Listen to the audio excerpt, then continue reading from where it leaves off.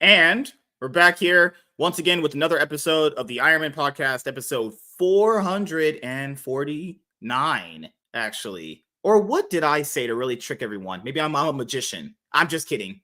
Just kidding. It was a terrible intro. What's going on, everybody? Hopefully you guys had a great weekend. This is going to be another episode of the Iron Man podcast, episode 549. It's going to be another rendition of Tuesday's Big Showdown. We're going to go over, plenty of things, actually. And speaking of comic books, I know you guys like my recent comic book news videos. I know about all the news. I have everything bookmarked. I'm going to do videos on them. It's just I've been so busy after work. Last night, I got the Chris Tyson video done with Chaz. It came out actually really good. I just got to just download it and just put the intro and outro on it and upload it, actually. And we're good to go on that. So just got to work on more content. That's pretty much it. There's going to be a lot of surprise bangers coming up this week. You know what? I just love the fresh smell of comic books in the morning and manga with ass. Looks good. I didn't actually buy this to read this. I just bought this to this cover right there, this back part. I mean, I'll read it eventually. And we People don't read comic books. Oh, well, let's start with intros and then start free flow talking, because there's a lot of liberal stuff to go over this week. Apparently, this random lady's just dancing in a club, saying some bullshit, and then saying she's not happy. She is happy. I don't even know anymore at this point to gauge how happiness works. I tell you this. If you're happy, it'll just kind of like naturally flow through you if you're happy. Like your actions will kind of show that. I don't know if people forget that. If your actions show what you're doing, that people will just be more inclined to believe you. Like I could sit here and say, man, I would love if bullshit happened, and I would love if I could say bullshit. Well, that's kind of like how talk works. You just kind of bullshit with your friends, you know? But if your actions actually show these things, then it's a lot different. But what do I know? You know, it's like that old saying back in the day, like you don't talk about religion and politics. So that was a thing for like content creators I used to watch back in the day. They used to be like, no religion or politic talk. What that was code for was like, don't speak about anything I dislike, or you're not going to be part of this community. It's like, that's usually not pretty good. But let's start with John's Longbox. He got into a car crash, as I said. He was almost dead and lives in New York. So that's already bad inherently in and of itself. And he likes comic books too. So that makes him not only a nerd, but he almost died too. What's going on, man? How are you doing? I'm good. Yeah, I cracked my neck. Got to wear this ridiculous thing for six or seven more weeks. Good Lord, dude. Yeah. Oh, God. How's the crazy? How's the comic book coming along with your campaign? It's good because all of my creative stuff is done. So I'm just waiting for the last couple of pages to get colored. Mm-hmm. So it's not going to interfere with my comic. For those of you who don't know what I'm talking about, I have a comic on Fund My Comic called Heroic Tales #1. It's also on Kickstarter with a different cover. So, but this is not going to. I'm actually ahead of schedule. Me being out for the past couple of weeks didn't change anything because it's already finished. The art is already finished. We're just waiting for the coloring, and then once we color it, it's lettering and pre-press, and then we're going to print. So we're probably like 3 weeks away from going to the printer. So we are way ahead of schedule. So that's what you get. Yeah, you prepare. That's really good. Yeah. So luck favors the prepared. Matter of fact, we're on page 7 of issue number 2. Nice. Awesome. Yeah. That's what I've told people. If you want to get stuff done, if you want to be successful at it to some degree, even if you're doing it for fun, you have to literally put your head in the sand. And that's kind of how I thought about it. How I got like bigger when doing this. You have to literally put your head in the sand to the point where nothing else matters but this. Right. Like there are videos back in the day on my bigger channel. I didn't even want to do them, but I did them late in the night because I knew they had to come out in the morning for people that wanted to hear my opinion about whatever. There's going to be some nights where you're going to be doing videos until like, I don't know, 10 o'clock in the night because you want to get them up for people and you want to get them done. Like, I don't know how people think it's supposed to go. You're like, you're not going to have free time? Yeah, you'll have free time if you budget it correctly. But for the most part, if you want to get your thing done and you want to be bigger and better at it, you just have to dedicate, not a lot, endless hours of doing it. There's like chefs that'll spend like the entire day in a kitchen and not even take breaks, not even take like weekends off to go to their families, to be like this more proficient at doing the best thing. There are people that play like video games for 15 hours a day getting better at it. It's like, you're really dedicated, you'll be doing it, You can have free time when you're dead. That's all I'll say. I didn't start my crowdfund until I was about 85% done with the comic. Yeah. So I front ended everything. So I was, because it was my first comic. I didn't know if something would happen, if there would be problems. Like, yeah, I didn't anticipate breaking my neck, but the comic will still come out on time. So, Comics coming out on time, Hell yeah. crazy. I heard they're supposed to take 10 years to come out, actually. Mm-hmm. Oh god. Selena, how are you doing? Why does Butters get all the love? I never get love like that from any girl. Crazy. Because you don't look like a I'm cute doing little good. puppy. Yeah, Good god. I'm good. Just been working a lot. Like How did you like Deadpool and Wolverine? loved it. Absolutely loved it. Like I want to see it again. She I really was supposed to do. be on Sunday, but she got impulsive and left right as I sent it her a link. She's like, I'm gonna go work. Okay, I didn't guess. see- She's like, I'll be there. I sent her a link. I'm going to I work. wanted All to right. be there. I didn't see the link until later. This is Cap. This is such Cap. I want to die here. Sounds like MSK's fault. Oh my gosh. Well, you do I forget to literally- send people links regularly. So if it was a little late, she had every reason to believe that you just forgot to send it. I was just like I got in the car and I drove off because I was like, oh, he didn't send it, so I might as well start work. And then you sent it. I was like 5 minutes late. Yeah, but Yeah, I was but like you're used to 15 that, minutes though. down the strip already. in his defense, being on time is white supremacy. Yeah, right. That's true. Like, So I thought he was in favor of She it. was like, I'm gonna be on. I'm gonna talk about this, and then I send a link maybe want 5 minutes late, to. and then she's gone, just like my dad. Fucking hell, man. Sorry. Gosh. Yeah, it's so okay. you're used What to is it. your job, if you don't mind me asking? But She's an You Uber said- driver. What is it? Uber. how I is that? drive for Uber. Yeah, Uber and Lyft at the same time, pretty much. So yeah. Even though I have a good job, I still want to do it because I think it would be good story grist. There's Yeah. a lot of stories. As a kid, me and my friends, Never always boring. we wanted to become taxi drivers. We kind of Aw, fantasized, but never did it. it can be fun. Like you meet a lot of cool people. Some nights are better than others. I And get weird usually, people. Usually, when an adult says that, some nights are better than others. That means they're usually 95% shit. That's code Pretty speak much. for that. I'm not gonna lie. I just don't think you'd want to get in an Uber with a guy with a neck brace. I gotta wait. Well, you might need to turn your head a little, So Gosh, Put a big shawl on or something. God. yeah, I you want could her. do that. I want her to have like a GoPro in their car where they could like film her taking people. And there's a big giant black guy. She picks up one out at a 7-Eleven who's been doing some weed. Just the stories that guy's gonna have is gonna be insane. Absolute gold I do need content to get there. a camera. I really do, because it's just It's important to for your have own one. safety and yeah, liability. yep, all that.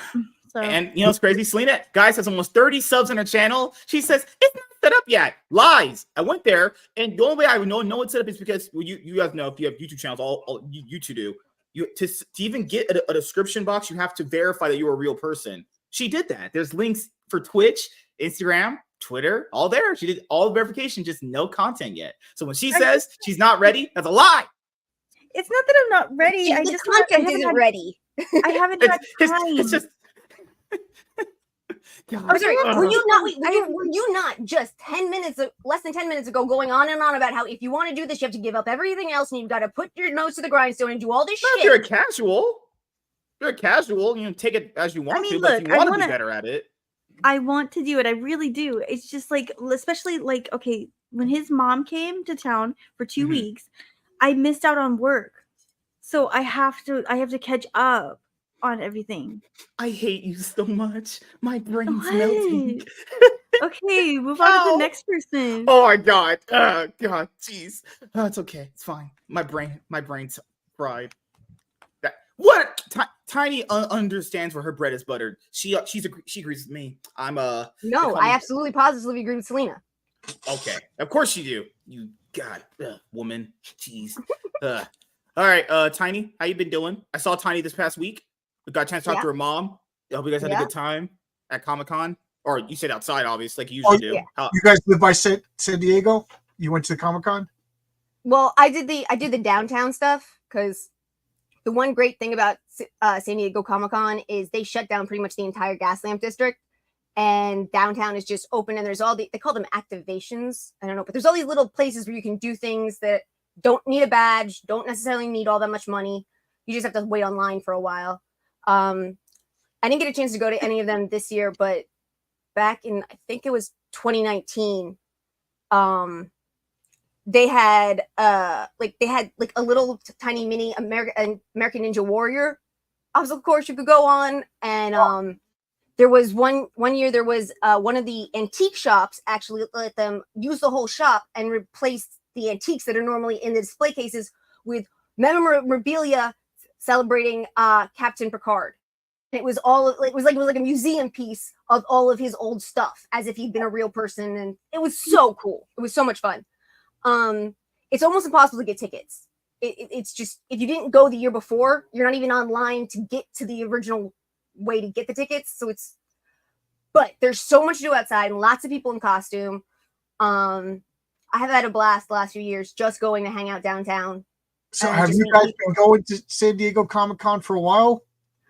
I used to go to New York Comic-Con. I used to live in New York. So I remember, because I used to go to New York Comic-Con, and then I stopped going because it stopped being about comics. And, it was super crowded, and it was all about movies. Yeah.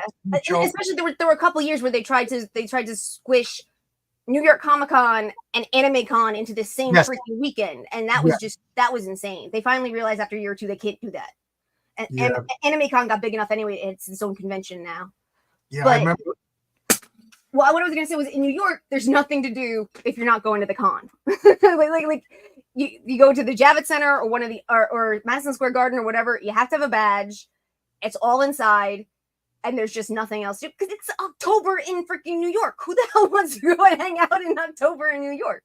Yeah, but I think that's why it started, because it's bad weather in New York, so they gave it to Comic-Con. You know what I mean? Because nobody else wanted it, so now that's Comic-Con time.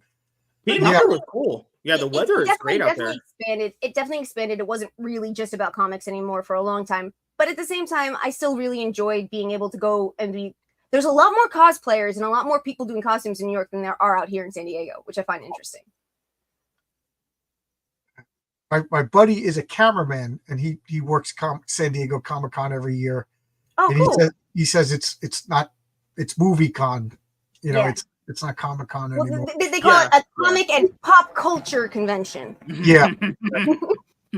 Yeah. I was talking to a bunch of vendors at New York Comic-Con, and they were pissed. They're like, you know how much money we're spending to get booths here, and nobody's buying back issues. My niece, she's like, "Oh, Uncle John, I'm gonna dress up as Catwoman and go to Comic-Con." I'm like, "Oh, what comics are you gonna buy?" And she's like, "Comics." I mean, I love the $1 and $1.50 back bins where you can find cool stuff that maybe you missed or whatever. But yeah, I always felt bad for those guys the last few years I was there, because I was one of the only people who actually looking through the comics to actually buy something. My wife and I loved it. Believe it or not, we would go, because we were living in Queens, so we'd just take the subway. And then we would walk down to the Javits Center, spend the day there, and then on the way home, there was the diner, the TikTok diner. We would stop there, and then we would walk around Manhattan. We would make a day out of it. It was really nice. But as we were talking before we went live, New York is a cesspool right now. Anyone I meet, I say, don't go. Yeah. Don't even go as a tourist. You'll probably be fine, but no, nope. I was born in that city. I grew up in the city. I loved New York my whole life, but this is not the New York of my life. This is the New York of my parents' time. This is the New York of the 70s, if not worse. And that's not a place anybody should want to be. Yeah, I mean, I was New York punker, going to CBGBs all the time. I was always going to the city. Seeing bands and everything. Yep. And I'm, even before I broke my neck, I'm like, I ain't going. And now, if you defend yourself, you go to jail. Yep. The politics we live in. I can't wait to retire, and I'll go to Vegas, hang out with Selena. Well, this thing, I'm gonna retire, and then I'm just gonna go to New York and buy a big mansion and have a bunch of parties with strippers. That's my goal, actually. A mansion? What do you got? You got 25 million? 25 million. I really have you 25 can come hang out with us anytime. By the way, John, you come to Vegas, let us know. You got it, man. So that was my thing. father sold his house in Long Island. Tiny little house, 2-bedroom house. He sold it in Long Island, moved upstate Connecticut, and I'm not joking. It's a mansion. He's got an unfinished portion of his house that's bigger than my house right now. So, like, Wow. if you want to buy a mansion, don't do it in New York. Go to Connecticut and import your hookers. Import Yeah, hookers. Hell yeah. Rooms. You know, it looks like the Playboy Mansion. You know, and it's just him and his wife. He's always telling us to come visit. Yeah, like for me, when it came to like Comic-Con, it became so infested with basically like TV shows, movies, and big trailers to the point where it wasn't even about comics anymore. It's like, what can like this studio bring this year? And then people have to factor in if there's nothing for them to bring because they have to film the stuff and then announce it so they can have something to bring. There's just years where there's just nothing, and people go like, "Well, why would I go to Comic-Con then?" No, I've never seen a single year that there was nothing on the panels or Hall H or IGN. Yeah. I've never seen that. All right, Gray, Mustard Man. Yeah. How you doing? Yeah. Need a I'm hug? doing great. No, thanks. You know the deal. He didn't say it was 20 from feet him. minimum. Yeah. John has to give you a hug, while also not acting like a Okay. robot when doing it. Well, I'd be cool with that. Just you know the deal. You can't step within 25 feet. You know, What are you, court orders. Anthony Fauci? What the hell? No, that has nothing to do with him. Just you know why you're not allowed around me. But That's kinda white yeah, supremacy. dude, Don't you agree? it has nothing to do with the skin color. Dang it. Just you know, the nature of your crime. But you know, glad to be here, sir. You know, it's Tuesday. Always fun. Yeah, it's Tuesday. I ain't got no job and I got nothing to do. Well, it's Friday. That's a different movie, but all matters the same. It's all every day is Saturday for the next 2 months for me. Dude, that was actually sucked. Dude, I hated going to hospitals. When the last time I got hurt, you're just sitting in there, just boring as hell. It's depressing. You're hurt. It's cold. If you're not like sick, it's cold as hell in there. It's actually awful being in there. I was in the emergency room for 28 hours, and they wouldn't feed me because they didn't know if I was going to go in for surgery. So they didn't feed you for 28 hours. I left work early. I left work at lunchtime because I was going to have Mark Millar on my channel. So I went home early so I could clean up the shower. So I was like, I'll eat lunch at home. So I didn't have coffee break. I didn't have lunch. And then I get into the accident, and now it's 28 hours in the hospital. I didn't eat. I'm like, was grabbing people. I was like, you better feed me. You know, so I got up. I had the IV. I left. They go, where are you going? I said, I'm going to the cafeteria. They're like, you can't go to the cafeteria. I said, you going to stop me? And they were like, oh. So finally, they looked up my chart. They said, okay, you can eat. You're not getting surgery. So I was like, okay. All right. So they ran and got me a sandwich. But I was ready to fight nurses. I was that. You know, I was held in the emergency room for 14 hours before they finally decided to admit me once. And I was never admitted. Wow. Yeah. That's American healthcare, people. That's what your tax dollars are paying for. Someone gets sick in a car care, not accident. healthcare, sick care. Someone gets into an accident like that, and they ain't giving you food. Can I at least get some I food? was in a gurney in the hallway outside, and I was like this because other people were going by. I was, my elbow, like I would fall asleep like this. My elbows were getting smashed, so I had to sleep like this. Oh God, that sounds like hell. Holy shit, man! I called my wife. I said, "Don't come to the hospital. What are you gonna do? Stand there and watch me be uncomfortable? You know what I mean? Like, just stay home." Sounds like a freaking horrible comedy movie that you just released on Netflix for like $5. Holy crap! So, Selena, what's your dog's name? Butters. Butters is the little one. Yeah, she's the one that I was hugging on. And then Thor, he's not looking, but here he is. That's Thor, yeah. He's a Frenchie. He always wants attention. I don't think there's been a time where they haven't wanted attention. Yeah, they're my babies. They were my little shadows. They be like the normal dogs where they just go and sit and play and do nothing all day. They do that too. When? That's never happened. Well, they know they're on camera. They want the limelight too. They see in black and white. They can't even see if I'm black. That's not true. That's not true. He can see, can't you? I know. Look how cute he is. Look how cute he is. He's just like, wow. He just Well, woke they up from a nap. definitely know. Good. My mom What's up, had Oh. a Cocker Spaniel that was racist, man. What's up, Diesel? How you doing, man? What's up, dude? Yeah, man, my mom's Cocker Spaniel was racist. I brought my buddy Courtney over there, and like I'd never seen this thing go off. It was, and I was just like, what the? I've never seen a black person before, so it like went nuts. No. See, No, I'm not they can gonna tell. lie. The dog down the street, because these people moved, the dog would viciously bark at you. You tell what a dog's barking versus like viciously barking. I tell that Yeah. dog is so racist, man. God, a white person passed, nothing. Me just viciously barking, like actually trying to attack me. Oh my god, that's why cats are better. Always, I'm gonna be on Team Cat. Me too. I'm on team. I don't feel like cleaning up after pets, and I especially don't. I don't want animals in the house, man. Good lord, And Gray, you somebody have any else animals? can- Oh, I forgot. Gray has dogs too. Actually, he's got huge ones. He said. Are we talking huge dogs like giant huskies or like pit bull dogs? Yeah, they're giant. They're Shih Tzus. So yeah, they're tiny, man. They're little floofy things. But no, I basically live in a zoo. I also have 3 marsupials and 2 parrots. So I got way Oh, too that's many. awesome. Yeah, Why they're do- pocket parrots. They're little guys. Why do you need parrots? Why not? Why not? I wanted to teach them to say something like "help." They turned me into a parrot, but it didn't work out. It just screams at me. Oh my god! Yeah, my friend had a parakeet that he would always.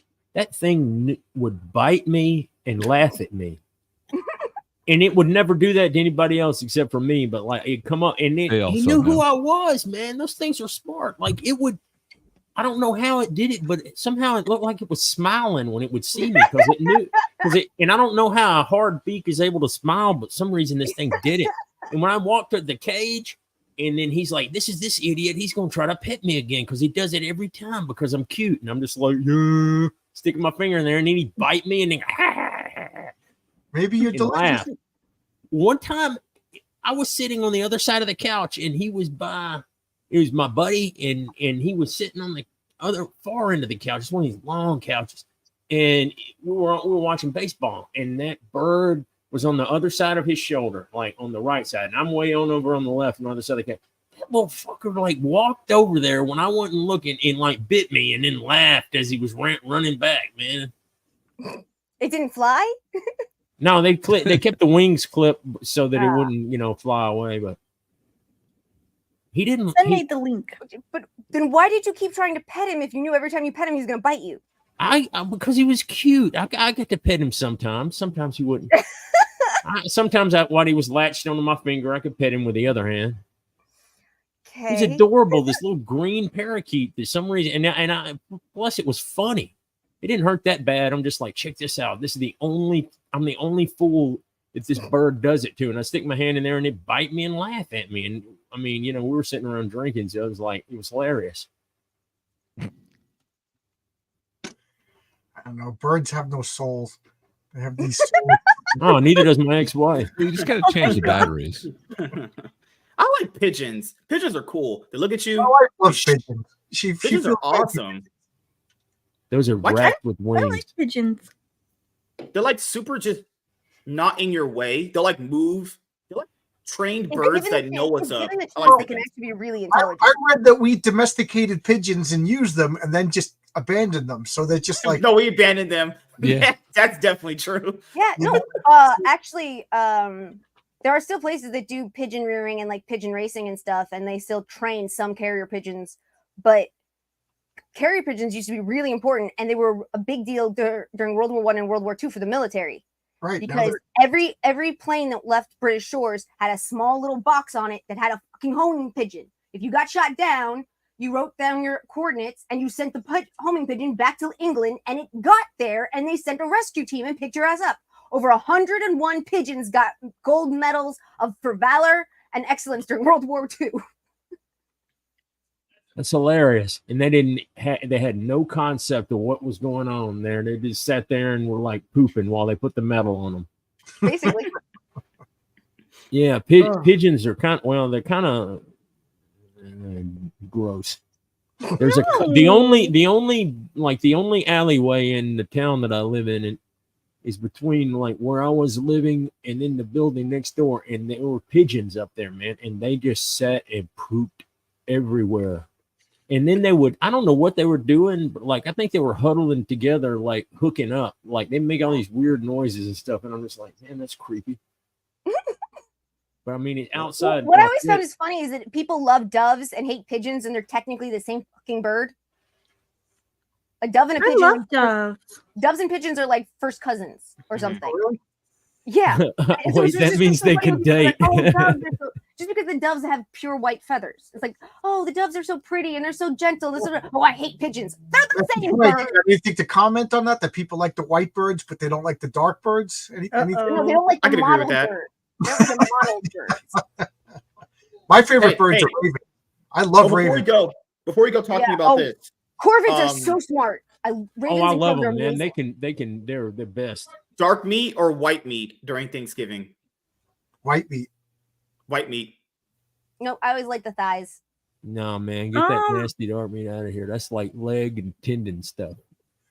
Yeah, I'm gonna go white sure meat. that MSK was into white meat, but oh yeah, I love white meat. I absolutely love it. Hey, white meat tastes great, honestly. I went to a always the driest part of the bird. And they served fried dark meat battered and everything. I was like, I'll try it.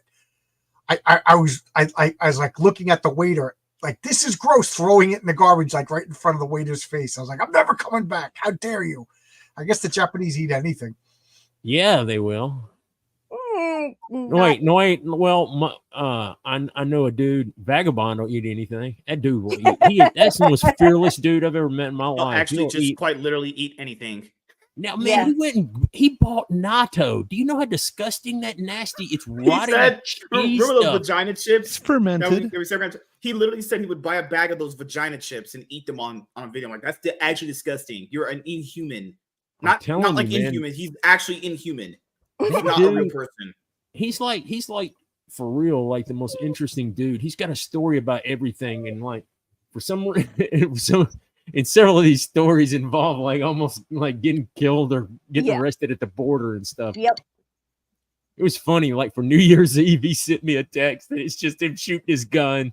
It's like, I'm just like, I love the South. It's great. All right. Have you guys seen this?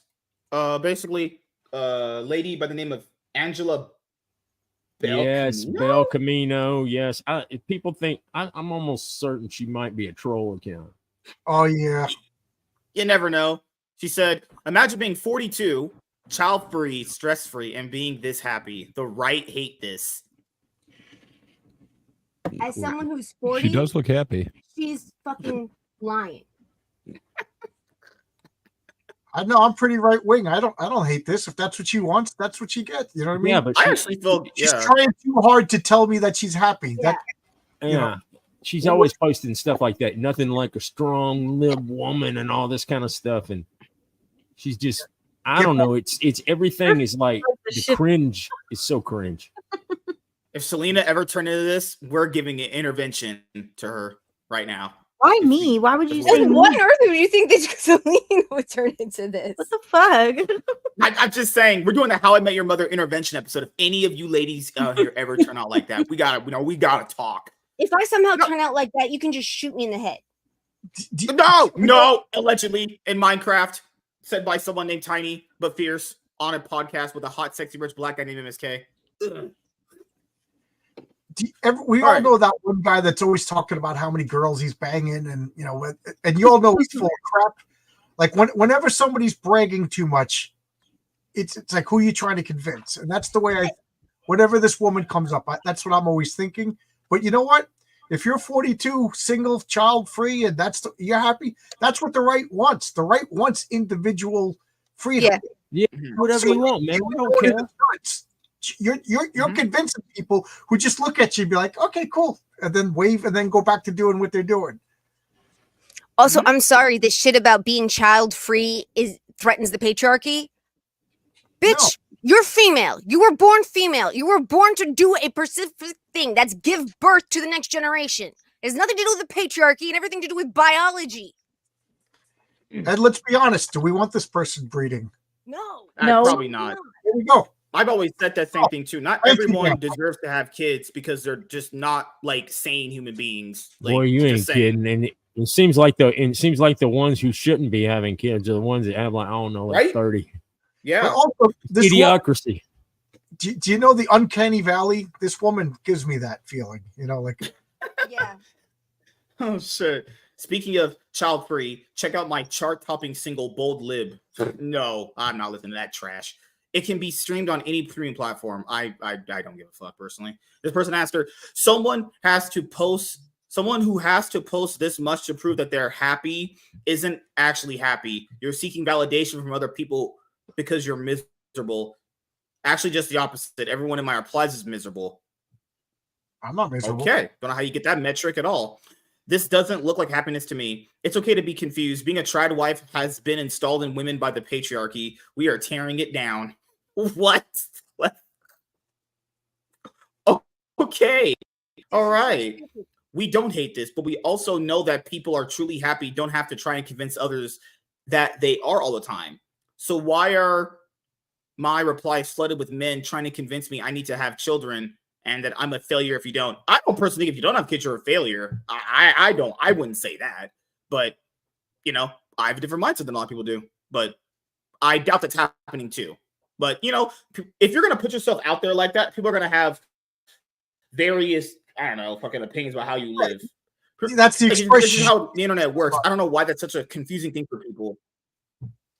Part of me thinks that, she does all this nonsense for engagement. Speaking of patriarchy, this is my character, the patriarch, and he's everything. Freaking perfect segue. Everything positive about males. He's a loving father. He's a devoted husband. He's a beloved superhero. He and his wife homeschool their kids. They homestead. They farm their own foods.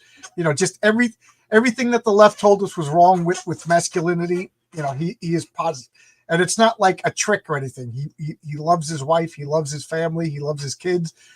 This is why he got superpowers. And this is why he wants to be a superhero, to protect his family. And the best way to protect his family is to protect the world. So how's that for a good segue? That was perfect. Cool. Yeah. Sounds like get you go. This you could get this on this is the Kickstarter with the Michael T. Gilbert cover. I don't know if you guys know him.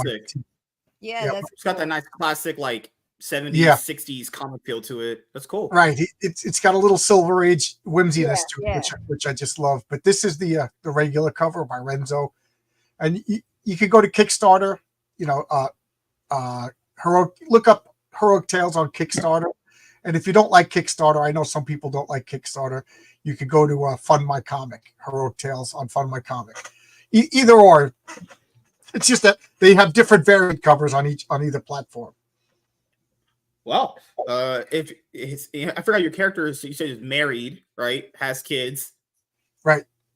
He's the married. Left will hate that, Well, it started out as a joke, like I'm going to make a character that the left will hate, and then I'm like, you know what? A character made out of spite doesn't have any legs. So the more I thought about him, the more I really liked the character. So I didn't want to. So he's he was an EMT. I'm not telling how he got his powers yet. That's in issue 3. And he's a superhero. He's a positive male role model. And you'll see in issue 3 there's the negative male role model, the anti-patriarch, who's I don't want to spoil the story, but again, I'm already working on issue 2. That's so cool. Awesome. Yo. Oh, Nate is back. What's up, man? How you doing?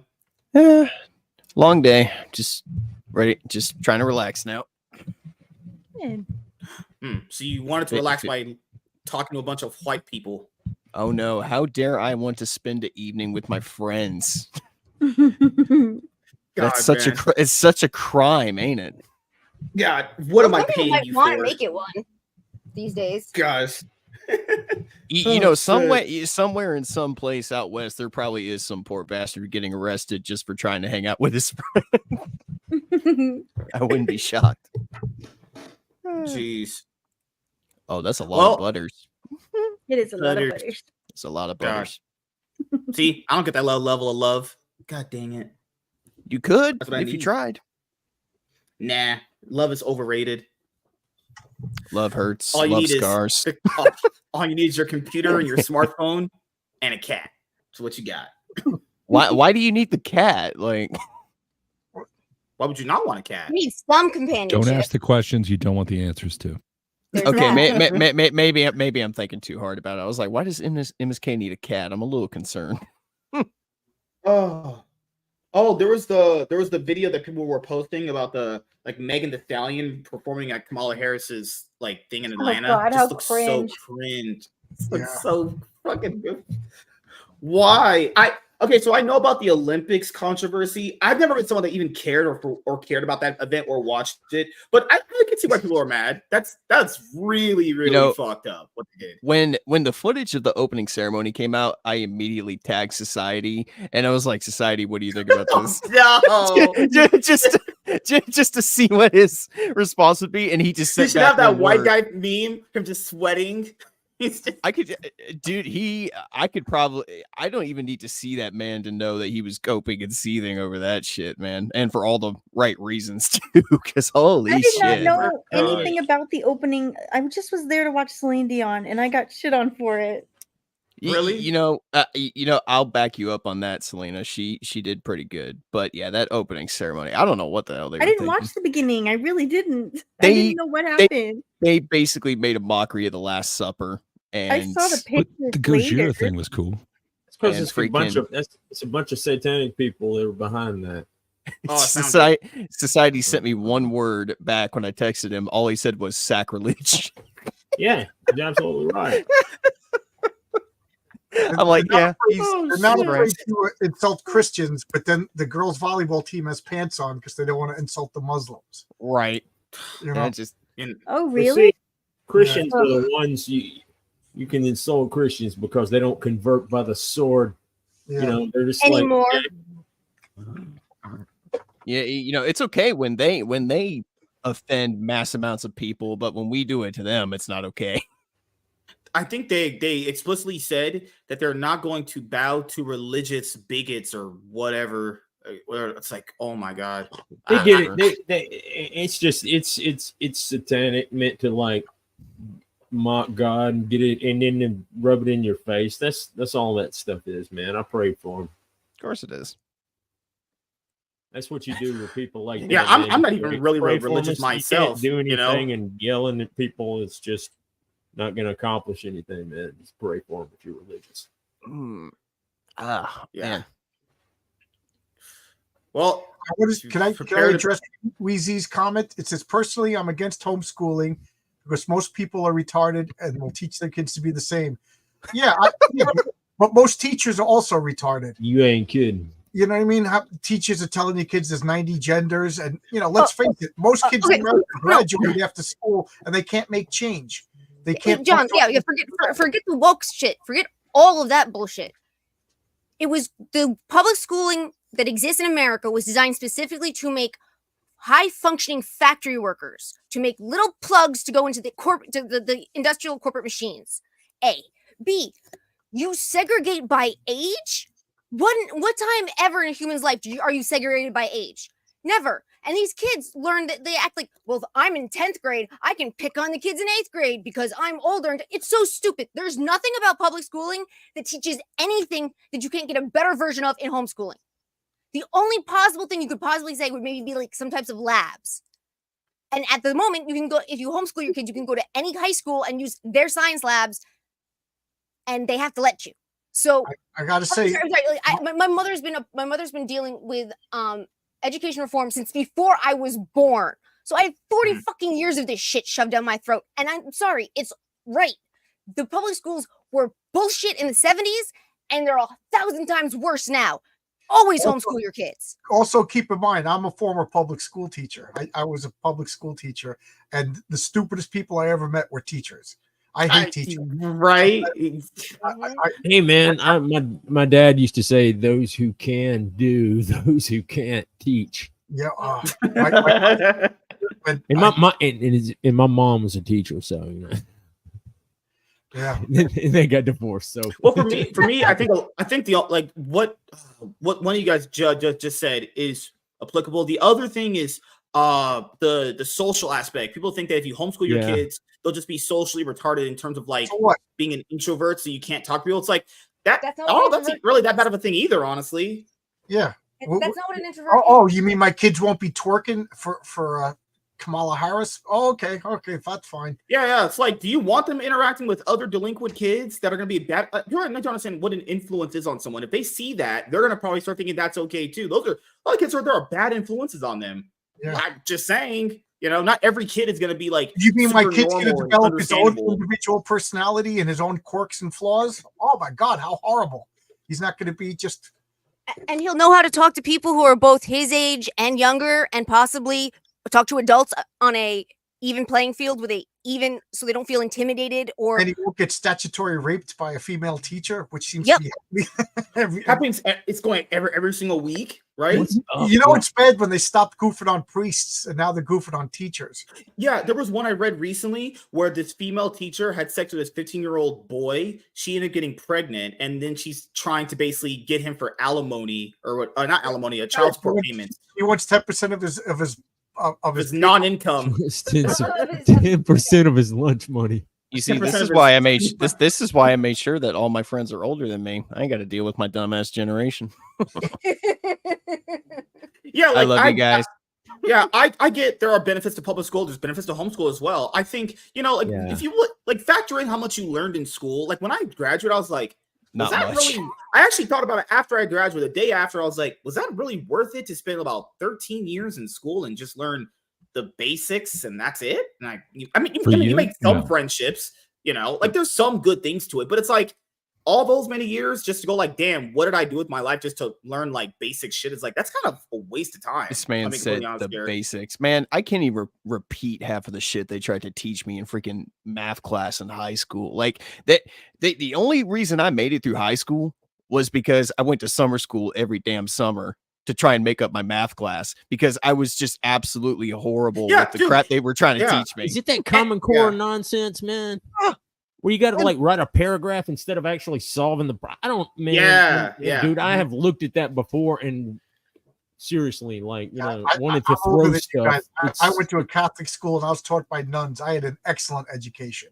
I can still teach algebra, even though I haven't done it in 30 years. I could still teach a whole lecture on the French Revolution. You know what I mean? But my buddies who have kids in public school, they're asking me to help them. I haven't been in school 30 years and I'm helping them. And then when I get their Common Core math, I'm like, what is this? Vagabond. What's up, man? Dude, I was a freaking whiz kid in English and history, dude. I loved those subjects. Yeah, I had a teacher. I'll never forget my 10th grade history teacher. He looked like Sylvester Stallone, so all the girls loved him. He was this handsome guy, and he would just come in. He would turn the lights off, and he had this cool, deep Italian voice. We're gonna learn some algebra today. And he would just tell a story for the whole class. Just tell the story, and we remembered that. And then the next year in 11th grade, I was like, I love history, and the teacher was just like, dates, and there was no connection. It made, there was no context, and I hated it. But I'll never forget that 10th grade teacher, Yeah. But unfortunately, even a lot of the Catholic schools are getting sucked into the woke and other bullshit. Like it used to be.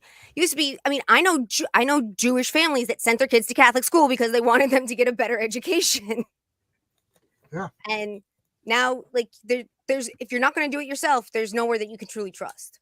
If I had kids, I would homeschool them. Yeah, the U.S. Department of Education needs to be eradicated. Yep. The Department of Education.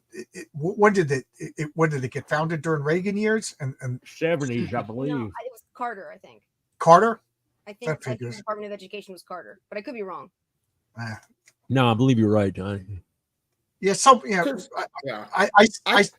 I may be old, but I still don't remember the Reagan years. I was a kid back then. I was a punk rock kid. I didn't care about politics. I just hated Reagan. All the bands told me to hate Reagan. Well, once you already taught how to like read, write, addition, subtraction, multiplication, division, I mean, what else is there? Just like a few other like key things, and that's it. You're just like, you went to that many years of school for that. geometry, trigonometry, geometry's fine. Yeah, algebra. Yeah, it's like in your life, like, do you Physical really use science. algebra?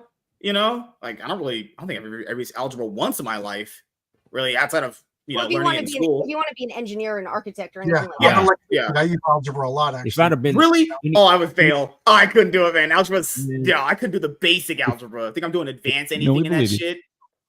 Thank you, Gray. If I would have Really been good. anything resembling sober in college, I would have been an engineer.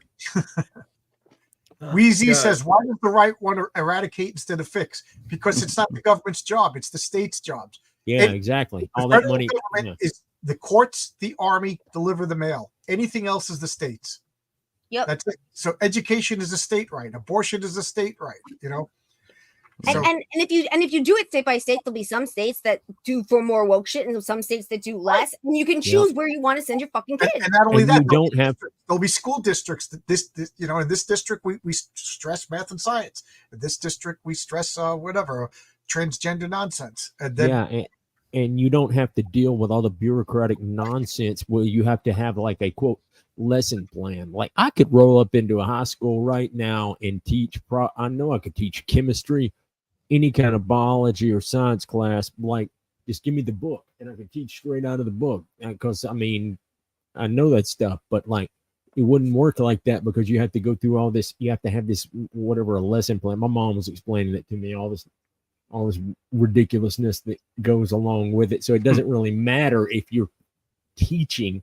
It's that you go by their certain formula that they have that they broadly apply to everything, you know? Yeah.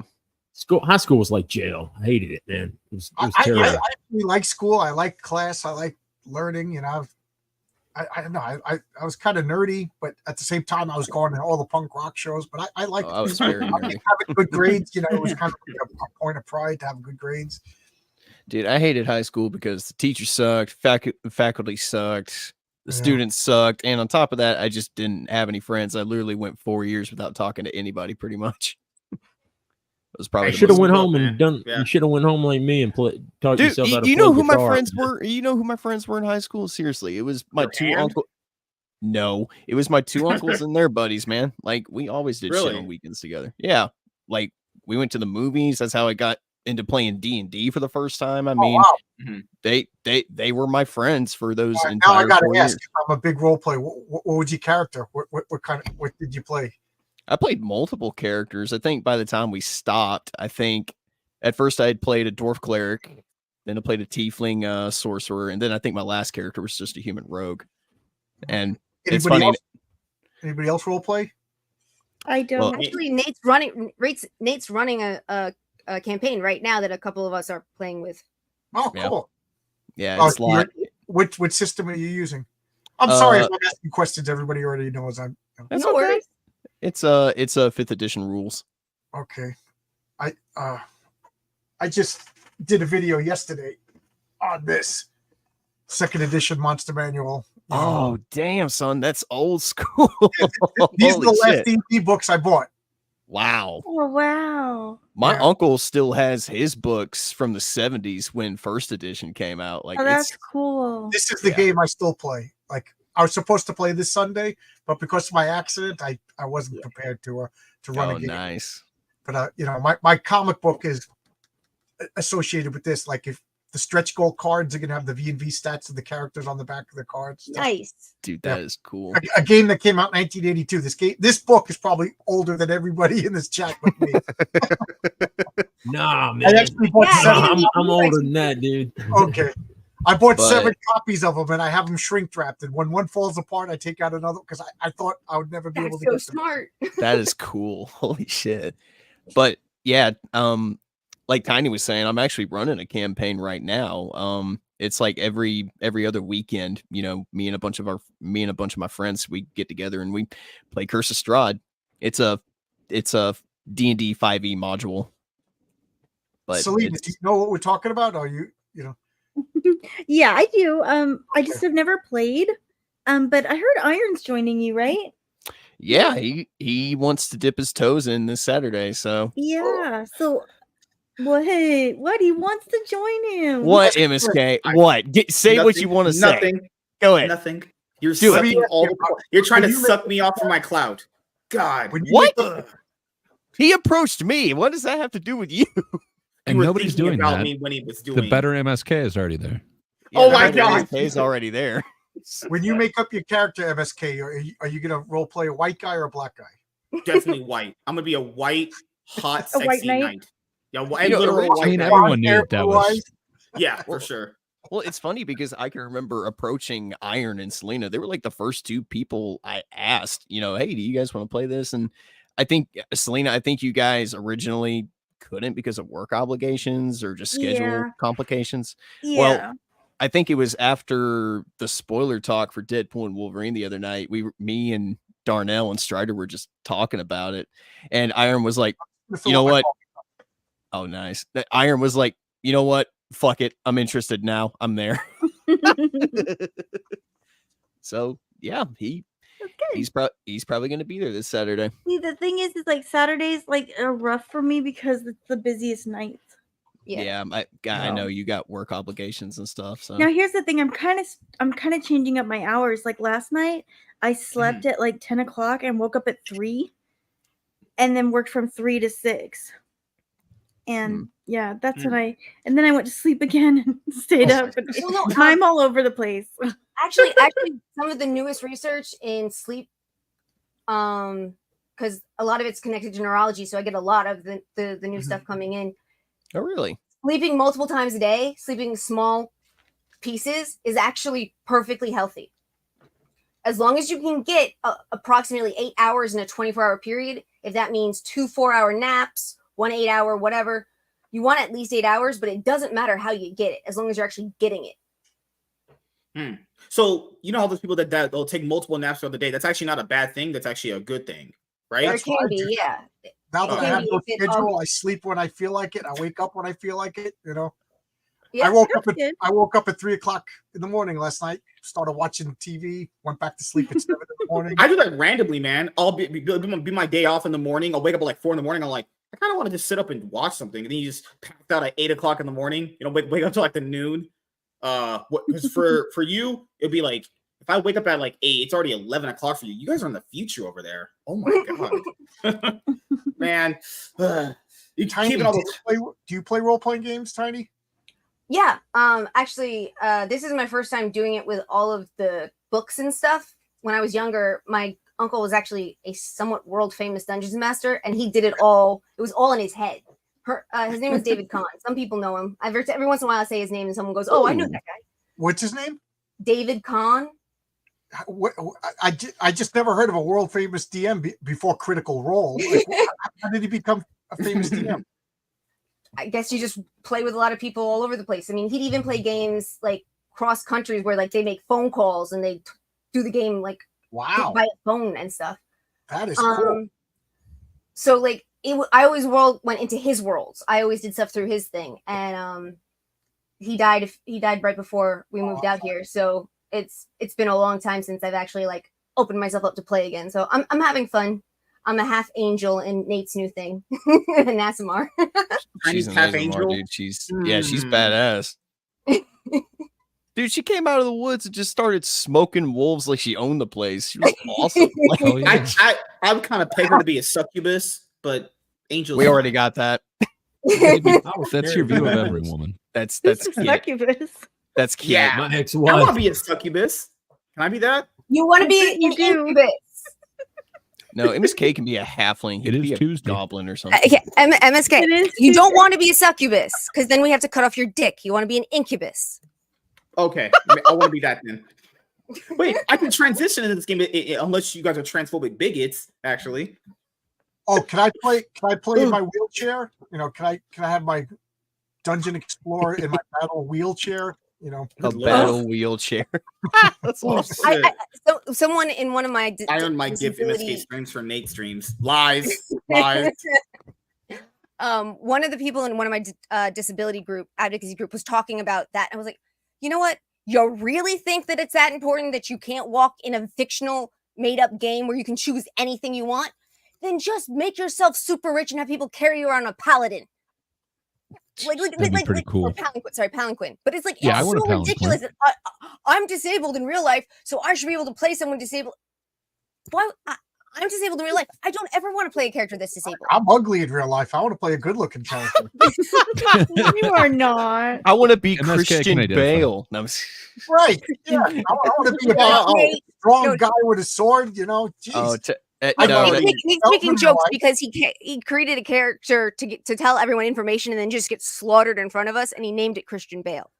Yeah, there was a guy that approached them at the beginning of the campaign with a letter basically going, "Hey, I need your assistance, blah, blah, blah, blah, blah." Well, he led them there, and then, well, it just kind of happened. Like, people, like, I guess the way I was describing him, I guess he sounded like Christian Bale. So chat and everybody just started calling him Christian Bale, and turns out, yeah, he died the exact same session. Strahd showed up and literally ripped his heart out of his chest. So Christian Bale? Nate, I'm not familiar. You said you're playing the 5th edition? Yeah. So what playable races are there in the 5th edition? There's a lot of playable. Yeah, races in 5th edition. Like you could be an angel. Like I'm used to, you could be a dwarf, halfling, half orc, human, and elf, and half elf. That's it. Well, hold on a second.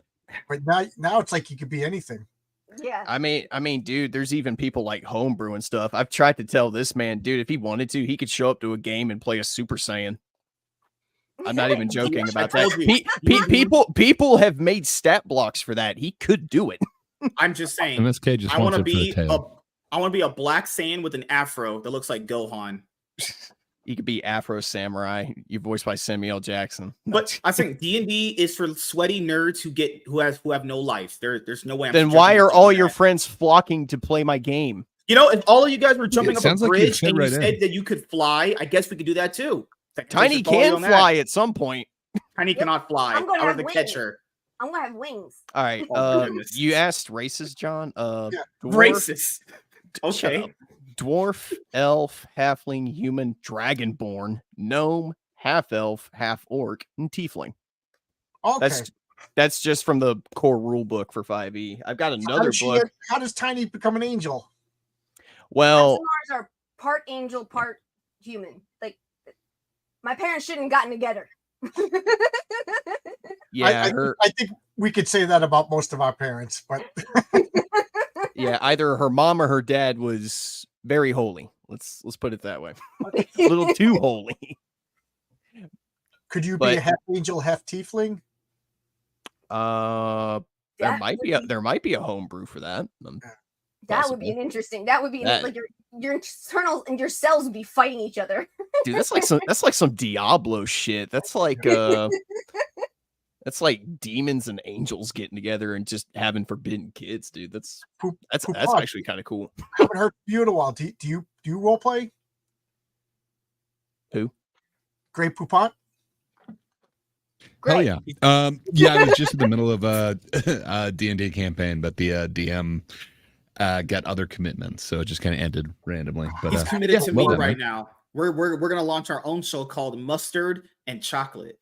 Come play a Saiyan and curse Strahd, MSK. It'll be fun. No, I'm not a nerd. I'm a Giga Chad, actually. It says that ever finished a campaign? I have once. Yeah, me too. Once. It was the legendary, like, year and a half long campaign that we finished. And then a year.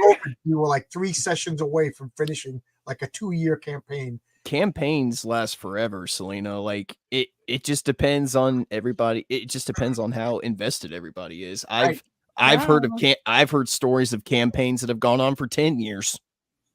My superhero world has been going on since 1987. It's one continuous world. Right. But I whenever I play my superhero game, I kind of make it like an issue.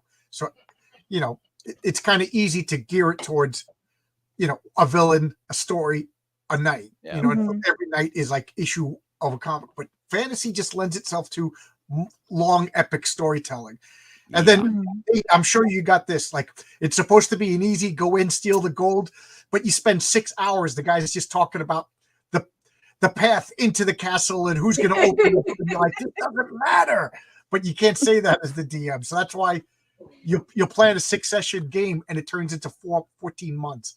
And Tiny can back me up. I am a very descriptive type of guy when I narrate. So yeah, he does a good job. He does a good job. You got a good voice for Actually, it too.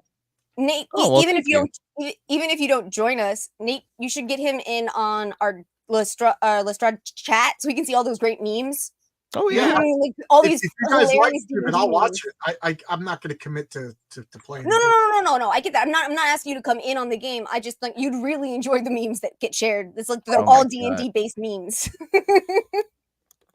A great coupon. You should do voice acting. You got a great. Yeah, voice. I know. No, thank you. Why are you guys so nice to him? He's always so mean to me. Well, True, but you deserve it. I still got to get a few other things done before we start episode 3. One of these things is not like the other MSK. All right. So. Well, okay. These things can. Okay, what? I'm not going down that road. Not at all. It's funny. So, I'm actually working on programming a voice modulator for certain encounters. MSK just wants to be white with a daddy. Okay. It's funny. This next session coming up, it's gonna be a big one. Like, it's gonna be some pretty heavy shit going down. They got 24 hours, and over the girl, or everybody dies. Do you use props and like, because what Tiny was saying, I use like a theater of the mind. I have a notebook, I have everything written out, but I don't have props. No, I have actually found a way to basically I use StreamYard for the whole thing. But I found a website that allows me to basically spawn in maps. I can create character tokens, and they can interact with it while we're playing. Yeah, I can move my token around. Yeah, so if at any point we're in a combat encounter, we can still keep track of combat, even though I don't have like all the physical stuff that you would normally need for this stuff. So, dude, Out of curiosity, which site is it? Like Roll20 or one of the other ones? It's called Playroll. It's free. Nice.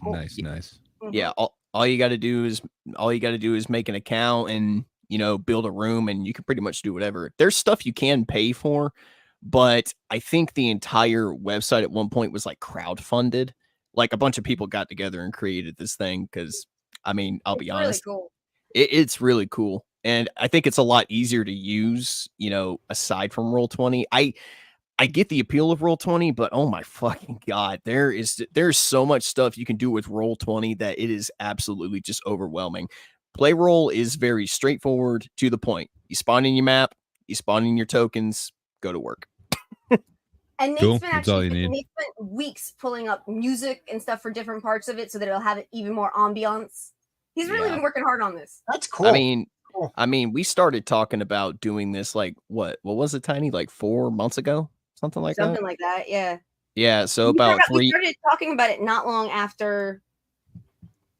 When was it? I can't remember. I think it was early in the year, yeah. I think it was too, but yeah, we've been planning and building up to doing this for like 3 months now, and yeah, I've got people like WZ going, well, you need to play every week. I would love to play every week, and I'm sure there's certain other people that would love to play every week. But the thing is, there is a thing called burnout. I don't want to burn everybody out, with too much D&D. And plus, I want everybody to have a break, recuperate, especially people like Tiny. Yeah. That way, she can rest up. Other people can, attend to other stuff in their personal lives. I don't want this game to take over people's lives, So every 2 weeks, everybody shows up, gets some shit in. You're just jealous because your friends are having a good time with me, bastard. I would never be jealous of white people fun. I'm a black guy. I go out and gangbang and shoot people. That's what I do. It's funny. You're talking all this shit, but you're there in the chat every single time we go live. That's me. That's me trolling you. You're not doing a good job of it. Like there's a black guy in your panel and a lady, so I have to troll just because of that aspect alone. It doesn't feel like trolling. Because of my own pain issues, I wasn't able to be there for almost any of episode 1, and I came in episode 2 when the girl who's playing the half tiefling couldn't come in, and then I had a pain attack and had to leave, and then she came back. So our group has a half angel and a half demon, but we've never actually run into each other at all. How do you deal with that? when the players don't show up. That drives me nuts. Well, the thing is, we have enough people playing to where even if one person doesn't show up, it's still not going to affect the game too much. What do you say? Like they're knocked unconscious, they're not there. You know what I mean? No, they're just their characters just in the background doing shit. Oh. So even though Tiny's not physically there, I mean, her character was still prowling around with the party. I mean, I tried to do that thing the last time I tried to run this game, and it just didn't work out. You know, I'm a big sucker for continuity, but just for the sake of continuity, I'm just like, nope, they're still there. They're still doing stuff. Because with my group, everybody made up like 3 characters. Mm-hmm. You know what I mean? So we would run 3 or 4 stories at a time, depending. Okay, everybody, like, you know, MSK's here, Nate's here, Selena's here. Okay, we could do this story. And then if Selena couldn't come, but Tiny was there, okay, we could do this story. So we were always jumping around depending upon what showed up. Right. And then the funny thing is, I was trying to tie all the stories together into one big thing. And then COVID happened and the group fell apart. Yeah. And then I refused to get a shot and wear a mask, so they didn't want to have anything to do with Oh, yeah. Well, Tiny mentioned it earlier. Nice. She had to check out halfway through episode 2 because, you know, she was having tiny problems. Yeah. Well, Kit was not there, but she showed up, you know, later on to play. But, you know, she wasn't there for the first half of the session. So and they were fighting wolves. So I kind of just made it. She asked me, she was like, so what was my character doing the whole time? I was like, I don't know, playing with wolf pups while everybody else was killing wolves. I don't know. But yeah, I'm not too very heavy handed when it comes to that kind of thing. Look, if you can't make it, you can't make it. I get it. I'm not one of those snob DMs that's going to be like, well, why can't you be here? It's a fucking game, dude. It's not that serious. You know what I mean? Yeah. Yeah. And on top of everything, it's not like it wasn't like when we started talking about playing, like I brought up the fact that I don't have the ability to have great continuity for all sorts of stuff and be able to show up regularly. And I never know when a pain spike's going to happen. So we knew that I was going to be problematic. You're not problematic, Tiny. You know, everybody understands that, you know, you've got your stuff. No. Everybody understands, and I appreciate that. But I'm also slightly problematic, and I know that too. No, she's problematic. Don't lie. She's always a big problem. You leave her alone. Gosh. Oh, no, I shouldn't say that on stream. But yeah, as you guys know, D&D's for losers and a bunch of smelly fat nerds. That's how it works, actually. Yeah. Okay. Tiny, so you're gonna be there next time? No. I'm sorry. I'm a fat nerd. You're an exception to the rule, Tiny. She looks like a comfortable nerd right now. Yeah. You look like Chat said she looks like a freaking middle school teacher for 6th grade. I'm sorry. What does a middle school teacher look like? What you do? God, I mean, they could look completely different. So, I mean, gosh, everyone except MSK has standards. Lies. MSK. What does the UNM stand for in your name? Oh, that's for I have a second channel. I got a gaming channel, which is the Full Metal Nate channel, and then the second one is the Unbiased Movie Nerd channel. Okay, I went to University of New Mexico, so I thought maybe. No, I'm slowly getting back to putting videos up on that. I actually did a video last night about Dr. Doom and, you know, Robert Downey Jr. in the MCU. It was only 5 minutes, but I'm not. I saw that. I'm actually doing ill. The Fantastic Four is my favorite comic of all time, and I feel like a battered wife. You know, like maybe the next one will be a good movie. I don't know. I've just given up. I have no feeling. It's honestly poetic, dude. How they're gonna have 4 movies and their name is the Fantastic Four. That's just the 4th time's a try, I guess. You know, I haven't liked any of them. The original one is so forgettable, bad. They're going to debut Dr. Doom in an Avengers movie. So what? Are they going to have 2 versions of Dr. Doom? Because you got to have Dr. Doom in the Fantastic Four. Because the main villain is going to be Galactus in the first movie. They've already said that. So I mean, maybe he'll be in. Maybe they'll set up their version of Dr. Doom for their sequel, but have that version of Tony be just the villain for that one. It's also stupid. Remember back when this movie had a casting for the female Silver Surfer, and every single fucking retard was like, "Man, bro, just wait for the male casting, dude." Shell Ball's still there. we've been about 6 months away from that casting. There's not a male Silver Surfer that didn't exist when the casting was announced. Well, there's 3 people that have been cast that it's not saying who they are. So one of them is John Malkovich, which, I mean, if he's going to be Silver Surfer, I'm down with that. I don't want to see that. I don't want to. They said who Galactus is. It's someone Ennis, but yeah, that dude's awesome. He's the guy who played the father in the Vivitch and a bunch of other ones. Oh, Miss Fairweather. Just look at Miss Fairweather. Miss Fairweather is a ginger. It doesn't matter who they cast. The movie's going to be MCU trash. Ugh. Yeah, I'm not letting my hopes up. I've been hurt too many times. Have you seen Deadpool and Wolverine yet, you guys? No. Yeah, that's not. No, you have to. That's the anomaly, though, man. That movie was go see that's it. Ryan Reynolds. Okay. Huh? Check it out. Like for me, all of them haven't been like even the first 2. Like the first one, when I watched it a few times. I remember it. Like the best parts about it were when the Thing he got to his mutation and he tried to call his wife. I think that's my favorite part of the first one. But first one is super forgettable. The second one is one of the worst things ever. Jessica Alba, though. That's not even the first one, man. Like you're like ignoring the Corman one from the 90s. That is like so horrible. I've never seen that, but I've seen like videos of it. I just pretend that doesn't exist. Honestly, I only count the ones Thing that Fox in the foam suit. That's hilarious. Oh no! Like they had the Fan 4 stick one. I mean, I told people this before. We don't talk about that. I said I'm gonna watch this. We might be talking about that more. It's just like do I have hope it's gonna be good? I really don't know. I mean. There's some pretty shit movies recently. So there's no way the MCU's version of Doctor Doom can be any worse than sex mannequin doll Doom from Fan 4 Stick, who's allergic to fucking sand. Like, shut up.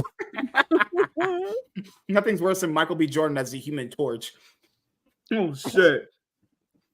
Like, Chris Evans as Cloud, man. You're my Cloud Galactus. Yeah, one of the biggest Marvel villains ever is reduced to basically dust. Like how, the scale's way off, but they've got Ralph Ineson as Galactus this time. Galactus flying dust. The last thing they showed in the trailer is these 2 eyes looking into a skyscraper.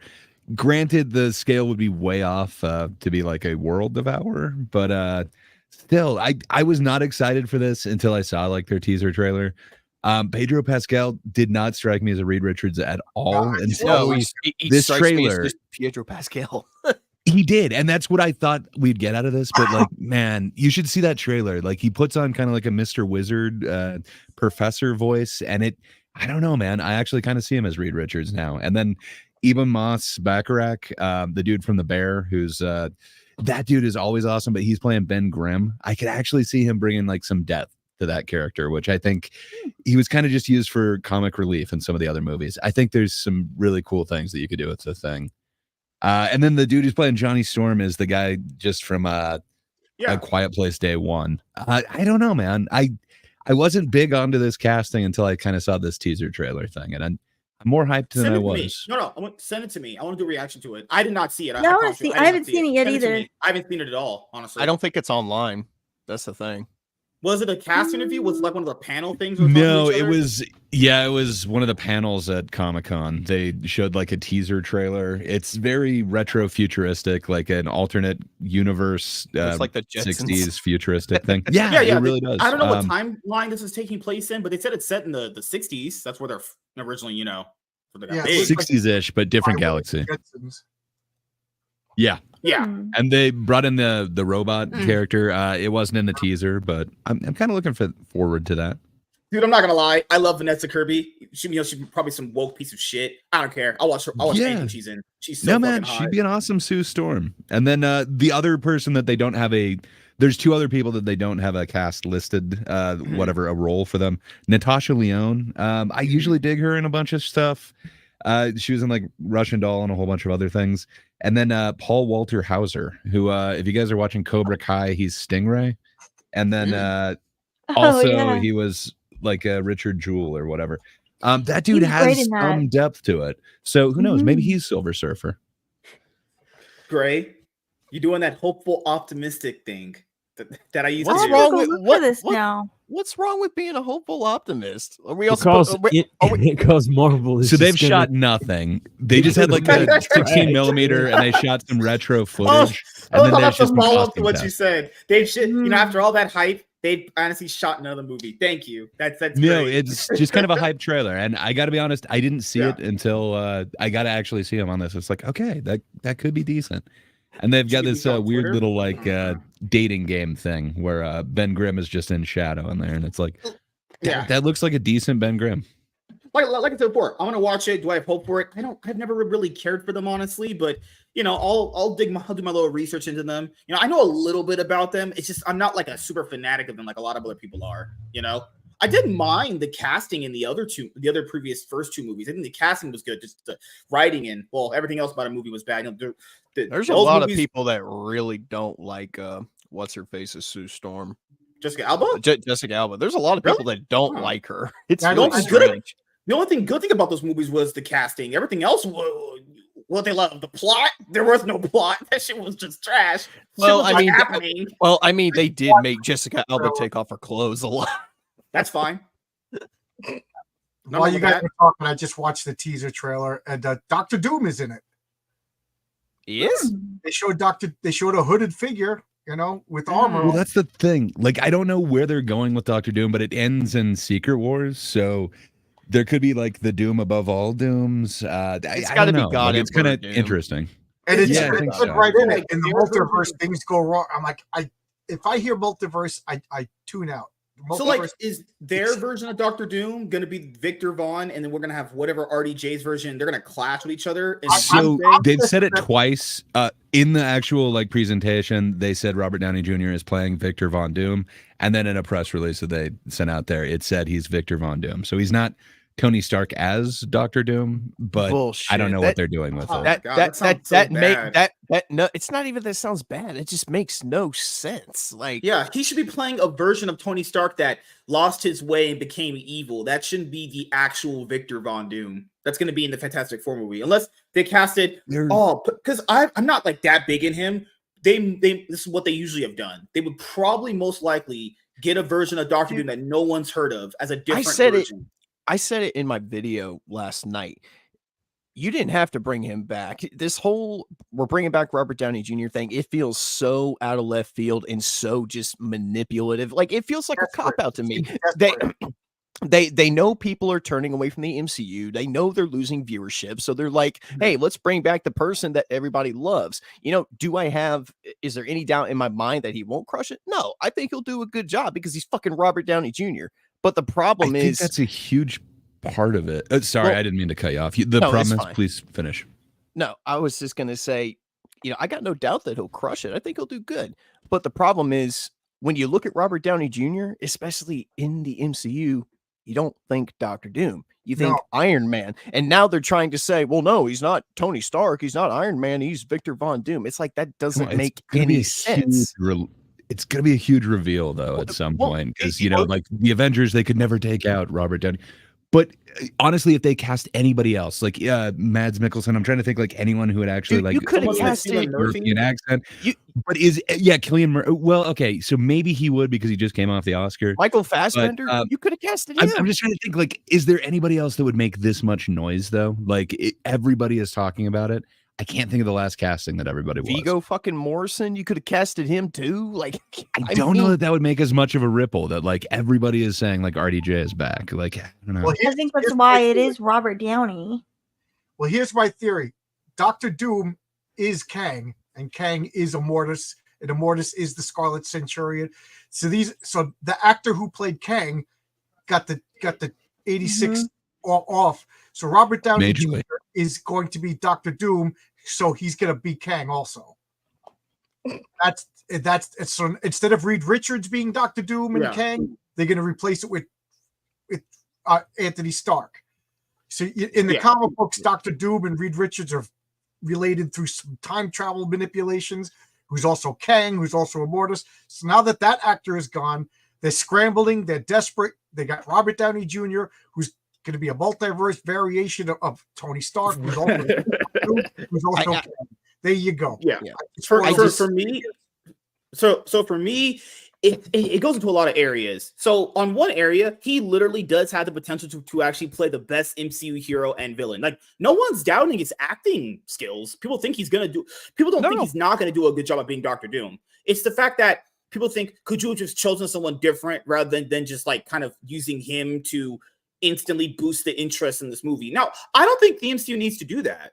Just specifically for Avengers, just Avengers films. Avengers films brought, I mean, these movies, when they dropped, broke insane records. These movies made billions of dollars in like less than 5 days, 8 days actually. All they got to do is make a good movie. Yeah, so specifically for Avengers, I think people would literally go in mass to watch Avengers film just because it's the Avengers, especially after trailers drop, because they'll like Avengers films won't have the same bad baggage to them like the other films where it's Avengers. People are gonna look at that like just instantly as like a big event to go to. I don't think they needed to do this for like shock value. It's literally, if they don't, that could show you right now they casted him and they have no faith that even Avengers can get people back into the theaters in mass. That's pretty desperate. They don't think the Avengers can really draw a crowd like it used to. I just think it's going to be very jarring because, like I said, they're already saying, no, he is Victor Von Doom. He's not Tony Stark. If that's the case, it's just going to be very jarring when he goes to fight the Avengers. And that mask is going to come off at some point. You mean to tell me none of the Avengers are going to see Tony Stark's face and react to it? Bullshit. Well, no, I bet you they're going to do a Spider-Man react to it. I don't know. Like I said, this whole thing just feels like an emotional cop-out to me. He's going to have a horrific scars on his face, so maybe you never see him as Robert Downey Jr. Yeah, but you already know Spider-Man's going to have that moment, Mr. Stark, there is no Stark, only Doom. Like, come on. That's what I believe. This is their backwards way of getting rid of that actor and doing Kang. So, so Robert Downey Jr. is going to be Tony Stark. He's going to be Dr. Doom. He's going to be Kang. He's going to be Immortus. He's everybody. Yeah, well, also, but Nate, you're forgetting that the Avengers that are going to be facing him, except possibly for Spider-Man, are not the Avengers. You're getting Falcon instead of Captain America. You're getting Ironheart instead of Iron Man. You're gonna have all of the new Avengers, and none of them really knew Tony all that well. True. There's one way that movie needs to end. It's Robert Downey Jr.'s Victor Von Doom just dusting the shit out of everybody. He needs to mollywop the fuck out of all of them little bastards. Oh, what's up, Blue? What's up, Scorpio? How you doing, man? So that's the thing is, I don't think they'll care. I think literally, I promise you, when a teaser trailer drops and he's in it, that's enough to get people there. Honestly, I think Avengers is such a big event thing. People are gonna flock to that in mass just because. The only reason why I brought the RDJ thing is because if you would assume that is their one title that is going to have guaranteed people going to it. Do they not have faith in that brand anymore? That'll be very, telling. But keep in mind, Avengers Doomsday is about a year and a half away. May 2026, right? Yeah. So before that, you're going to have Thunderbolts, Fantastic Four, hopefully Blade. Well, probably not getting that, but we're not getting Blade. There's only one Blade, man. There's only one Blade. That's true. Blade has got to be the easiest movie to make. Just have a cool black guy kill freaking vampires. How the hell? Some motherfuckers still trying to skate uphill. Ice skate uphill. You see? By the way, MSK, did you see the link that I sent you? What happened? Let me see. Yeah. Have you seen this yet? You see, there's only one Blade, and there will only ever be one Blade. Oh my god! Oh, you're trying to give me a heart attack. Nope. Did I do this tonight? Have you seen it? I'll talk about it later. Good lord, man. Yeah, watch it. I'm serious. We do a video on it. I'm not trying to sidetrack or anything, but Tiny, what is the story behind your new profile picture? It's kind of distracting. I'm sorry. It's just a lot of boobs. They're just really big. I mean, they seem fierce, but they seem fierce. They're definitely not tiny. It says, sorry for having great tits and correct opinions. Oh, okay. I couldn't read that. Is that a reference to what's her face? Sydney Sweeney? That's a reference to Tiny. Oh my god. Well, Sydney Sweeney. Well, a friend of mine sent me a meme with it, and I just fell in love with the phrase. And I was looking a few weeks ago for a version that I could put up, and this was the best one I got, so that's the one I used. Okay. Huh. I like The Grace only Six. reason I brought up Sydney Sweeney is because she made a very similar she made a very similar post. Like she was wearing a shirt that basically said the same thing. Yeah. She made some she posted some new pictures on Instagram, and though I don't know how any dude could be gay looking at those pictures. There's no way. Gray's mustard jar has tits now. That looks like that looks like an ass to me. I thought it was an I ass. don't know. It's a jar, man. You know. It's a Rorschach test. It's a Rorschach test. There you go. Oh my god, man. Oh god. Well, regardless of the complaints, everyone will be there to watch. No, that's not the point. It's more what is the idea? I mean, Robert Downey Jr., I think there was an interview that came out. I did a video on this already. It'll come out where he said the only reason why he would do it is if the Russo brothers would do it. And the Russo brothers, what's really weird is that I don't know if Kevin Feige was monitoring some of these interviews. They were super enthusiastic about directing more Avengers movies. Anytime the interview would ask them, would you want to do this movie? They'd be like, yeah, this movie. Yeah. I don't understand why they even went with somebody else when they clearly are passionate about directing the movies, you know? I mean, well, why pay one? Why pay two directors when you can just pay one? You know, if you're losing money, that'd be a good idea. I told you, MCU banked on a black guy being their biggest villain. The directors for the Turtles, Carol Danvers, the Marvels, they were all cheap. Yeah. They weren't paying. Well, let's even bank. Yeah, they're going to deliver the goods, but you got to pay for the goods.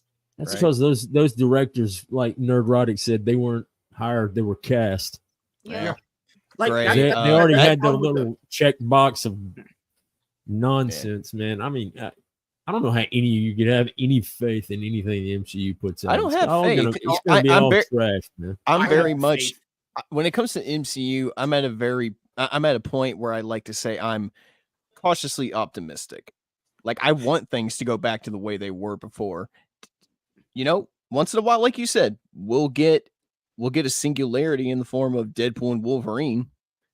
So who knows? I mean, that's Ryan Reynolds. That's not really MCU. That's Ryan Reynolds behind that movie. It's not just that though. Like X-Men '97. My biggest hope is that Marvel will take a look at that $500 million that movie has grossed and go, well, what the fuck have we been doing wrong this whole time? Dude, they don't care about money. Wait, if it was about money, they would have course right corrected a long time ago. It's gonna make it's quoted to make $1 billion, just like I predicted next week. Give it 2 more weeks. It will be past $1 billion. I've been saying this since when the trailer came out. For straight profit, they need to make $1 billion. It would also side note, they're going to be there real soon. Yeah. Also, side note, Gray, that thing is that image is it's giving me flashbacks to Billy Gunn's "I'm an ass man." You guys have never heard that? I'm an ass man. No, I'm just kidding. Tiny, did you happen to see any of those people outside Comic-Con that were doing the face hugger thing? Like Jesse tagged me in that today. Oh my god, that was the coolest thing ever, man.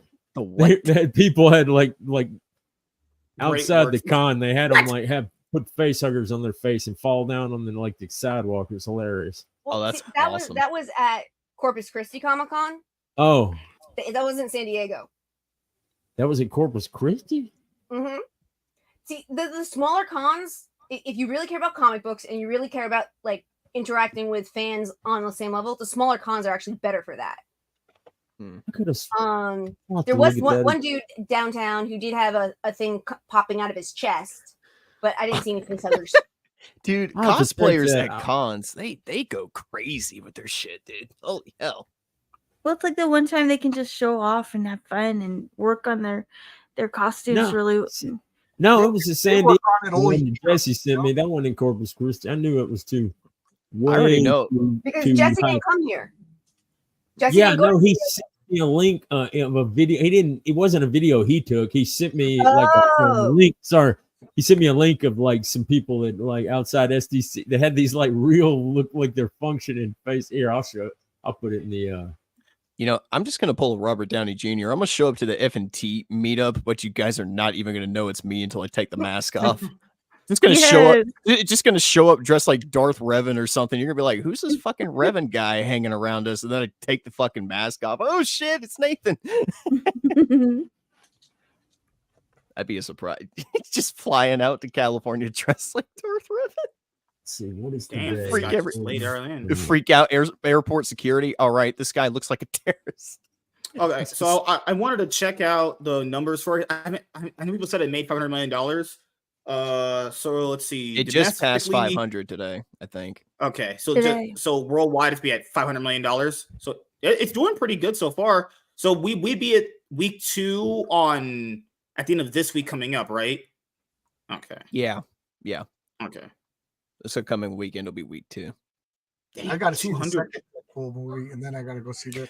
Speaking of that, when are you seeing Trap MSK? Just curious. I'm seeing it Thursday, right when it drops. Okay. I told you I can only really watch new movies on my days off. That's it. Right when they drop on Thursday, I would have to go. It'd be like my only time. I'll probably go catch it. You're Friday. really into traps, right? Yu-Gi-Oh! Trap actually looks pretty cool. I'm not gonna lie. I only saw one trailer. I didn't want more spoiled. There's no way he dropped the twist in the trailer. There's absolutely no way. There's no way someone should believe that. If he did, he's the most retarded person on this planet. That would be so dumb. Like this, every movie of his has a twist that you can't figure out. If he dropped it in the trailer, dude, I've said it before. In the trailer, he's fucking stupid. That would be dumb. I've said it before. I'll say it again. M. Night I Shyamalan love is women. M. Night Shyamalan is the human equivalent of literally just throwing shit at the wall and seeing what sticks. He directed I love The M. Night Happening. That is Shyamalan, though. quite. He has hits or misses, though. He's a all the talented movies. director, but The only ones I mean, I've seen was The Happening. He produced Devil. Oh God! Devil was just The awful. Happening was horrible. The Happening is actually. I don't know. Awful. I didn't see the School Happening. teacher, science teacher, Mark Wahlberg. I don't know, man. I know. he's a science teacher from Texas, but somehow has a Boston accent. No, that's not the worst part. The fucking villain of the movie is Plant. That's the twist. It was the Wind. plants. Pheromones. Oh, fuck off! It's a Plant for the main villains. And Wind. let's see. Wind. Which ones have you not seen? Yeah, there's a lot. He's made a lot of He's movies. made a lot of dude. movies. Because I heard you say you have not seen. I've seen parts of you haven't Last seen The Sixth Airbender. Sense. He did Last Airbender. God. did he? You're watching all the worst shit he's done. Yeah, why? Jeez. What about he said the Airbender? happen. He said The Happening, and then immediately followed it up with The Last Airbender, which is like one of the worst movies ever conceived by mankind. Fun fact: people on the internet voted that Avatar movie the worst movie of the decade. That actually It saying is. something, considering how bad. bad other things. That means that movie is worse than other horse shit you've probably seen. That's actually saying something. That's awful, baby. That's just Does terrible. take like 20 Tai Chi moves to like even move this little like pile of One dirt off rock. the ground. It's weird. But just never watch Jaws 3D or Jaws 4. Those Dude. might be some of the worst things ever Come made. on. He does. You know what, Jaws Selena? 4 is so bad. Jaws 4 You know- is so bad. So bad. It's actually It's not just that shit. bad, you guys. What do you mean? What? It's not that bad. Serious? 3D. Come on. 3D is 3D is 3D is the worst of them all. I love you, Selena. I love you with all my heart. I don't. And 3D may be worse than 4, but 4 is still awful. 4 has a sad story, you guys. No, it doesn't. She doesn't know. She wasn't there. He told her what happened, and she Yeah, I remembered. know. You have to take it with a grain of salt. four is you sad, guys. Selena, because it doesn't have a story at all. It doesn't have a story. The story basically is my rich husband told me what happened with the shark, so I remembered Look. exactly how it happened, even though I How wasn't does she there. remember shit that she wasn't even there for? I understand, but look. Okay, I just want rewatch. I always rewatch 1 Okay. through 4 every 4th of July, like a whole marathon all day long. I watch all of them. Tiny, And please control her. no, listen. The first one is always the best. Okay, the second one is meh. Okay, The second one's actually kind of enjoyable. I like the second one. it's okay, but I mean, the more you watch it, it's sort of like, well, Yeah, I get that. It's got sequelitis. Like it didn't It's need one to of be those like made. not as good as but- the first one. nothing is ever good as the first one. Am I right? Come on, it's No, Jaws. you're right. You're right. The third Jaws one, 4 had the shark roaring. the third one Third I can one enjoy. is unwatch. It's like horribly not. bad. It's a God. comedy. It's a comedy. funny. That's how That's bad what I it look is. at No, it. yeah, You look it at it should like be a a serious comedy. movie. It really should. It really should be a comedy. If you look at it like a serious movie, you're gonna be disappointed. No. Like my wife was during sex last night. The 3D shark coming through the glass. I know, it's She would be hilarious. if she existed. This might be the worst thing ever. Well, not only that, Bro, the if you shark board in rewatch Jaws it, the 4, and dialogue. she stabbed it with a, I don't know, a The dialogue stick. is horrible, you guys. Like, Yeah, rewatch it. truly It is horrible. terrible. Some of the like interactions with each other are the worst. Are you saying they It's hired great porn for actors? fun.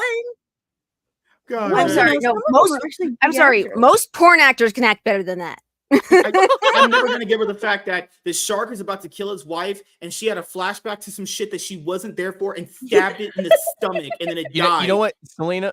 I will give you this. I do like Michael Caine in the movie because it's Michael Caine. Yes, it's Michael Caine. He's the one who Michael saves it. Not to mention the little girl from Land for Time. Ugh, she's so cute. The main character. Somebody was busting Michael Caine's chops. They said, Michael, did you even see Jaws 3? He goes, no, I didn't see it, but I saw the house that I bought for my mother. Exactly. He was grateful for the role, you guys. He Okay, was Michael grateful for the Caine. role. Oh, good lord, that's like when Anthony Hopkins was in The Last Night. He wasn't acting in that movie. He was. He That man was on was autopilot. sleeping. He was right. That's a movie where Michael I've Bay never directed seen and it. actors acted, and the plot was non-existent. And That Look, okay, movie is dog look. shit. Only I'm one of those people- outdone by the fourth one, Age of I Extinction. like crappy, funny, I do too. You not know. so well acted movies. I You think know. it's great. Like, you should watch some of the 70s horror movies I watched. They're hilarious. I have a God. I have a very I have a very unwelcome love for like asylum films. Whoa, They're whoa, fucking whoa. You've never hilarious. seen Jaws? You never seen the Jaws? That's first one? crazy. Yeah. Okay. Like, Wow. Like, you know what's crazy watch is that party. Jaws is a movie that honestly tests your attention span in watching something. Because I've heard people say that, and then when they finally watch it, they say it's so boring. It's like It's not what? boring. Not boring It's at not. all. Anyone that says it's boring has the attention span of a fly. You might need the Michael Bay explosions to be more on your speed. Actually, just saying, like you don't have an attention span if you think the movie's boring. It's like the biggest. Let's say the biggest love for it is the suspense build up. Then when it happens, you're super surprised Yeah. what happens. Like, You know, goodness gracious. originally the shark was supposed to be in the movie a lot more, but the Yep. animatronic Yeah, they that can barely. Yeah, that Yeah. shit- yeah. it kept breaking down during The main actor's production. name. Which Oh, the actually main- made it all much better Um, than it would have been. Roy Schneider. That's Sure, Roy true. Yeah. Schneider. Roy Same Scheider. with Star Remember, Wars. he was There's a gonna. lot of problems He with the didn't production want to be stall. in the sequel because the production for the first one was people forget the first one. The production for that first one was so troubled. It's amazing that movie came out as a masterpiece as it did. He pleaded insanity not to be a part of the second one. That's actually Wow. crazy. But he only did it because at the time Universal would sue you to death if he didn't be in it. So Well, yeah, not There's a very interesting documentary about how it was made and how Yeah. much trouble. It's really interesting. It's on YouTube. You should watch it. yeah. it is- like the it- footage of the shark getting out of that buoy Yeah, that they tried and it- capturing. That's yeah, an it's just actual hanging shark. there. It wasn't actually the Yeah. mechanical shark. Yeah, that's crazy. Yeah. It Man, I mean, it's literally the movie that invented the summer blockbuster. Right. yeah. Yeah. It's rated mean- PG-13. No, But it it's does rated not No, it's feel- PG. It's Mm-mm. PG. PG. Yeah, because at the PG. time PG-13 hadn't been invented until like what 10 years later on that Things period. were PG-13 was Gremlins 2 or Gremlins, I think was the first PG. Oh, I love the Gremlins. Such a good holiday flick. Yes, I watch it on Christmas. I We have do. to watch Shark Night 3D. That might be Okay. some of No. the most No. hillbilly-ish acting ever. So there's a I'll scene. watch I don't it. even care if I spoil it. It's the movie's terrible. This guy's dropping don't this spoil it for girl. me. This girl's La, getting la, dropped la, to I'm die. meeting you. This Don't girl's spoil getting- it. I don't care. I don't care. This movie's awful. This guy's dropping this girl to die. And he says this hillbilly line, "It's feeding time." Actually, in that voice, might be the cringiest Ye- line of dialogue ever. You know, it's a movie I I watched think you've recently outdone him. that. You know, what's a movie I watched recently that went on to be a cult classic? The original Fright Night, dude. That movie is good. I only Oh, saw that's the a- remake. Oh Yeah, yeah. I dug Oh, that I one. love Fright Night. And You actually, the always watch remake was sequel. kind of fun. The remake was actually fun. The That's remake the is only one fun. I've seen. The remake The is really remake- fun. I heard that the kid who plays Evil, he's been pushing for a sequel, and his idea for the sequel is awesome. That the house next door is all abandoned, and that Evil, he's a vampire, tending the bones of Chris Sarandon, trying to get him to come back to life. So he's feeding it blood to resurrect the vampire. That sounds awesome. I'd see that movie. sounds like me. It sounds like me wanting to Drag Me to Hell too. If they did a Drag Me to Hell too, I know how I would do it. I'd watch that. Dude, I would make it like Army of Darkness. Like, let's have it set Over the top, in hell, and she's fighting demons in hell. Yeah. And we all want to. Wasn't there going to be a sequel to that? Right? No, there There wasn't. were rumors that there was going to be a sequel to Drag Me to Hell. Drag Me to Hell single-handedly traumatized the shit out of me when I was a kid. This was a whole. That's a messed up movie, dude. This marked the moment in my. This marked the moment in, my growing obsession with film, where I finally figured out that movies will not always have a happy ending. Hey, have you ever watched Event Horizon, Nate? I've seen bits and pieces of it. Oh man, that's a messed up movie. Oh, Selena, you want a good 70s cheesy horror movie? Get Kingdom of the Spiders with William Shatner. Watch that. Okay, hold on. I'm looking this up. Yeah, Tiny, it's pretty weird. We were talking about Curse of Strahd earlier because I was watching Drag Me to Hell right before we started the campaign, and it got my creative juices going. Sam Raimi? What has Sam Raimi done outside of Doctor Strange 2 recently? Now, I wouldn't really call that his. Yeah, what was he did after Doctor Strange 2? And he did anything else recently? He's got some producer credits on a bunch of other films. I still think they should have went with what they were originally going to call Army of Darkness. Medieval. He produced that shitty vampire movie with that gay ass actor from that Gossip Girl sequel that we watched, with the one black girl from the Fast and Furious movies. He produced that. The Invitation. Invitation. That was a horrible fucking film. God. Hold on. Solid setup, really shit execution. That's a panel for my comic, and it's a cookie. Oh, that's cool. That's cool. It's an expensive. Can I have some? No, I'm just kidding. The Mist has definitely a fucked up ending. I love The Mist. The Mist is awesome. Yeah. Oh, The Mist is fucked up. Oh my god. I have it on Blu-ray. We need to watch and review these movies. They're so fucking good. No, Nate, Selena wants to watch Jaws 3D. No. Wait, is Michael Caine in Jaws 3? He's in Jaws 4. Yes. He's in Jaws 4. Oh, yeah, that's 4. Oh, but you were asking what Sam Raimi has been doing. He just produced Boy Kills World. Like, they really heavily produced that movie. Okay. It was pretty decent. For an action flick, it was fun. Didn't he also produce The Boogeyman? The movie that came out in 2023? I thought he did. Nate, you're probably the only person that I've heard of that. I did not hate The Boogeyman, actually. Seeing it on here. I'm seeing Evil Dead Rise. The only horror movie that came out recently was what? Longless? Long Leg. Long Leg. It's got some legs, man. It's been in the theaters for like 3 weeks, and it's still number 5. It has some legs. I really dug it. God, man. Man, you know what I watched a few weeks back? Speaking of Sam Raimi, Bubba Hotep. I forgot how good. Good that movie was. Man. Bruce Campbell is so good in there, and I know. Same with Ozzy, man. Like that whole movie is awesome. My brother and I watched it like right when it came out, and now it's been like 20 years ago. And then like a couple of weeks ago, the night before I had my hand surgery, man, we watched it again. I was like laughing, dude. It's Irons in chat. If you explain the plot of that, it's like, okay, all right. What's up, Iron? How you doing, man? Elvis is in a retired home. He survived with JFK. JFK, who's a black man. He's like, and an ancient mummy is sucking the souls out of old people in this old folks' home in East Texas. Oh, I was gonna ask. Whenever new streaming movies drop, if people want to do open spoiler discussion for that, we can do those too. Netflix has been dropping some new shark movies. Oh God! Oh man! Hey, did you ever watch Shark Mountain?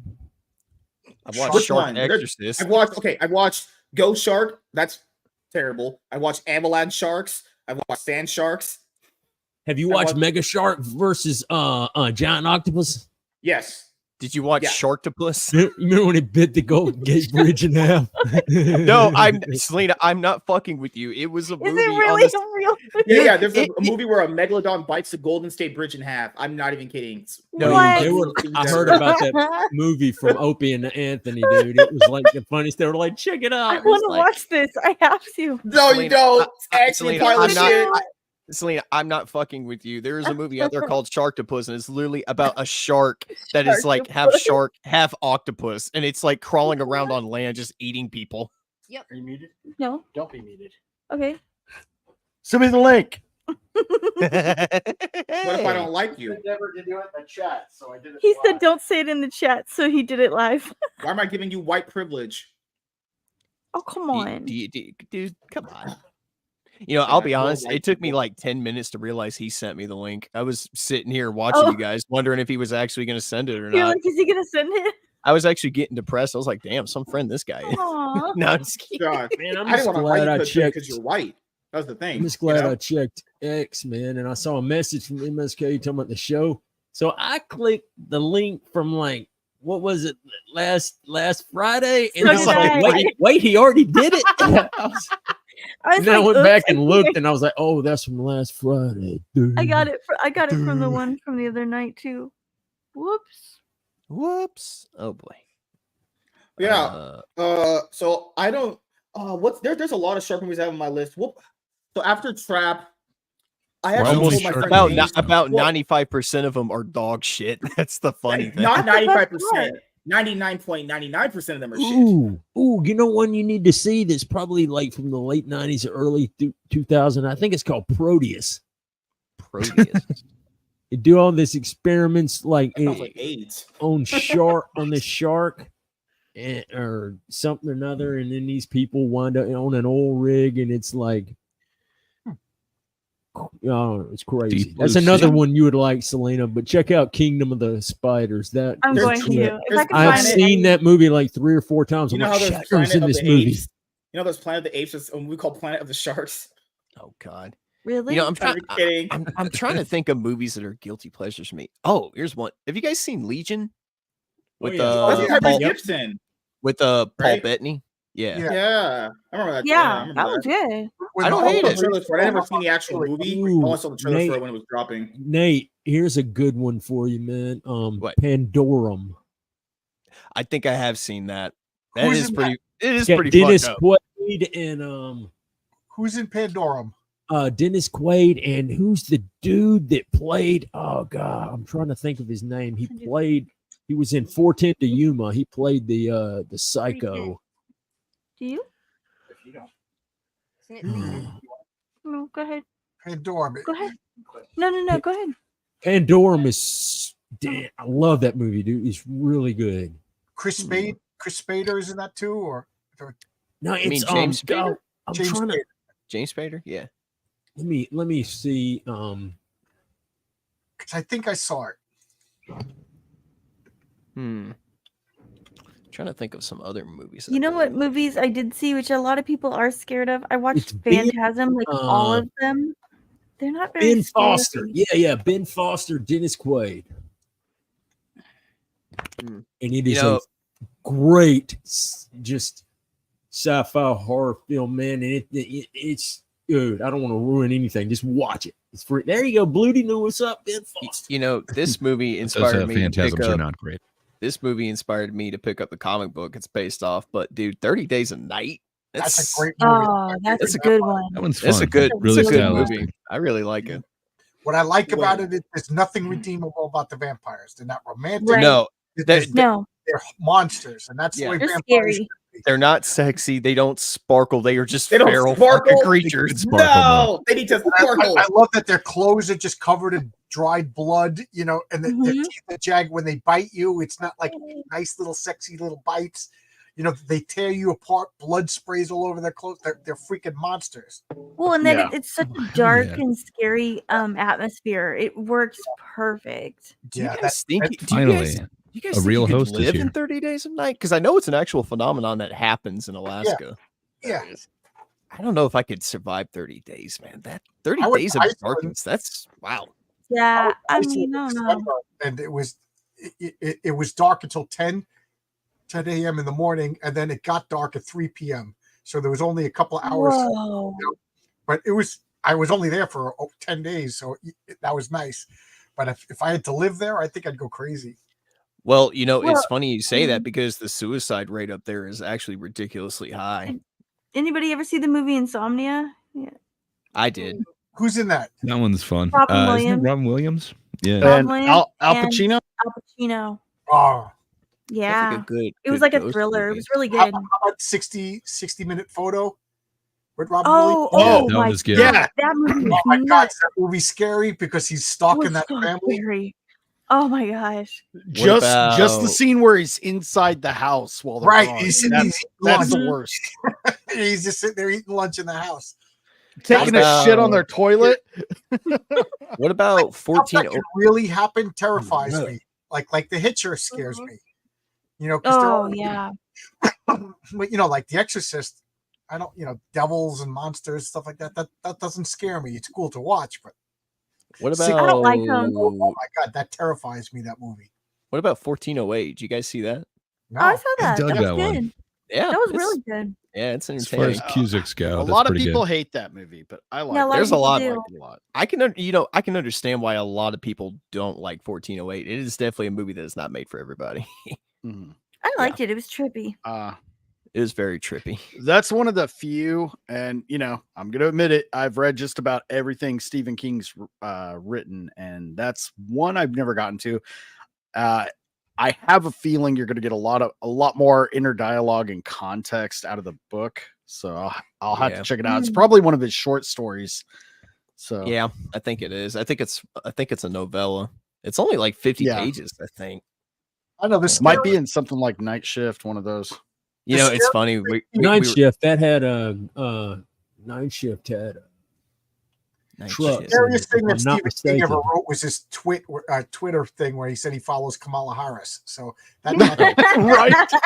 That one is pretty scary. God, he's such a. I mean, he just devolved into a irritating liberal lesbian aunt. Dude, the guy's a freak, man. He wrote about In Depth. You ever read it?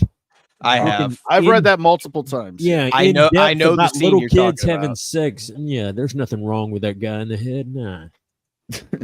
Well, I mean, the Well, guy, I mean- the guy was responsible for Dreamwalkers. So Yeah. God. I don't know if you're familiar with the character Jim Leahy from Trailer Park Boys, but I think the liquor took control of Stephen King. I don't think he really wrote those books, but No, it man, wasn't he was a liquor. It was great conduit for cocaine. it. Dude, he has literally no memory of writing Cujo Yeah. at all. or like chunks of his life, but it was a good Man, time. he must be a major alcoholic. No, that's what cocaine does to you, man. Yeah, it wasn't just alcohol, but It wasn't just yeah. alcohol. Okay, gotcha. Hey, Yeah, hey, he speaking did as alcohol an on pills. alcoholic, I'm offended. But I mean, I'm like, just kidding. You can't some of offend his me, man. more on recent the ones shit I are did when I was still drunk. decent. So what Like, do you? So even what's if he's what's crazy, the he option? can write some good do you shit. stay a self-destructive drunk writing great novels, or do you sober up and become an annoying liberal lesbian auntie? Go back to being a drunk Well, cokehead. That might be least fun. he was more but he's interested. Crack writing up another decent one and ones. roll up some lines, boys, because I'm not going down that way. You know, it's a I'm trick, blanking on the man. name of it. But, But, Iron, I know you know this, man, that I believe it was Night Shift that had trucks in it, and that was Maximum Overdrive. Overdrive. Yeah. Yeah. And he wrote, I didn't realize it until later, but Richard Bachman was his pseudonym. He wrote The Running Man. Yep. Yeah. I mean, Running Man well, is I awesome. mean, I learned it in high school later on, but it was yeah.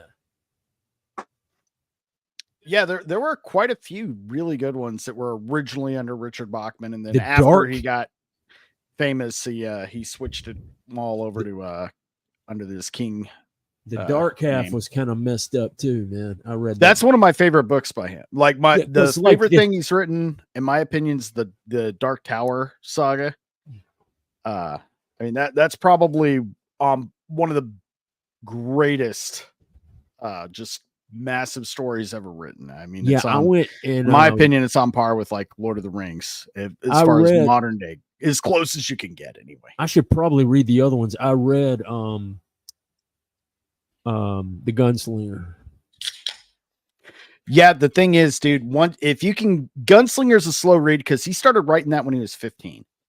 And then the drawing of the two is really good. But then once you get through the Wastelands, the third book, it's like you're done. You're gonna go through the whole every other book, and you realize that it has tie-ins. He was smart. He did something before a lot of the movie studios were doing it. He had a multiverse, making it a shared universe. Yeah. Yep. The Dark Tower ties into just about everything he's ever written, from Pet Sematary to The Dark Half to Mist. The Mist. The Talisman is a huge one. That's the one he co-wrote with I can never remember his name. It's funny. We were talking about The Mist earlier. The ending of the movie is nothing like the novella at all. No. Better. Yeah. The movie ending is better. Even Stephen King is fucking Stephen the King movie is itself is better than the book. And that's so rare to happen, but that's because Frank Darabont he's the man, dude. Genius. He is great. Yeah. Oh, we're forgetting about another one. The Green Mile. Green Mile's great, dude. Frank Darabont. Man, I was in college and like I was watching that with some chick, man.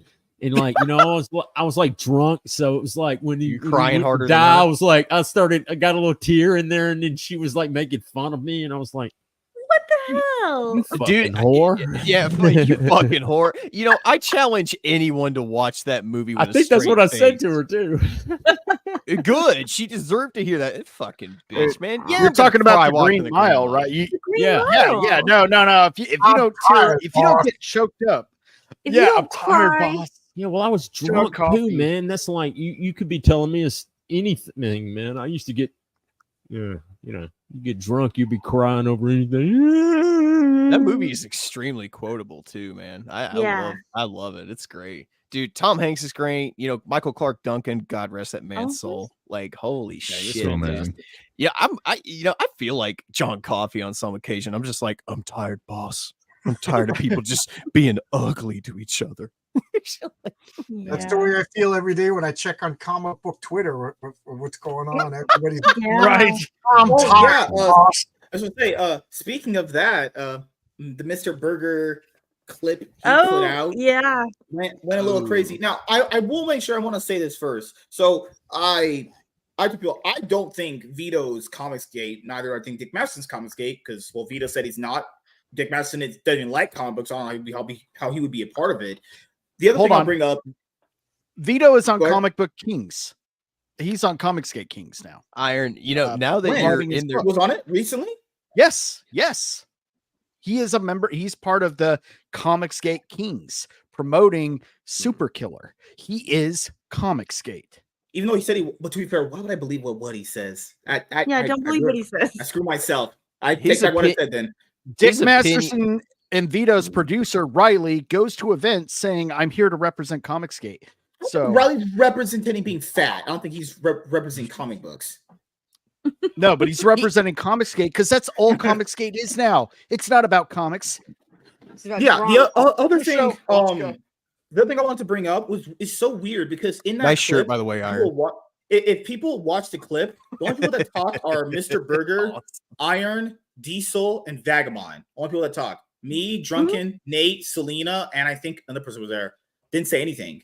I think that was the stream where I was just completely zoned out too. I didn't even say a single thing. Barely. All I said was something about somebody that would watch Eric July streams for hours just to try to find something. I'm like, that's not mentally. Yeah, the only people that talked was just you four. That was it. I didn't say anything.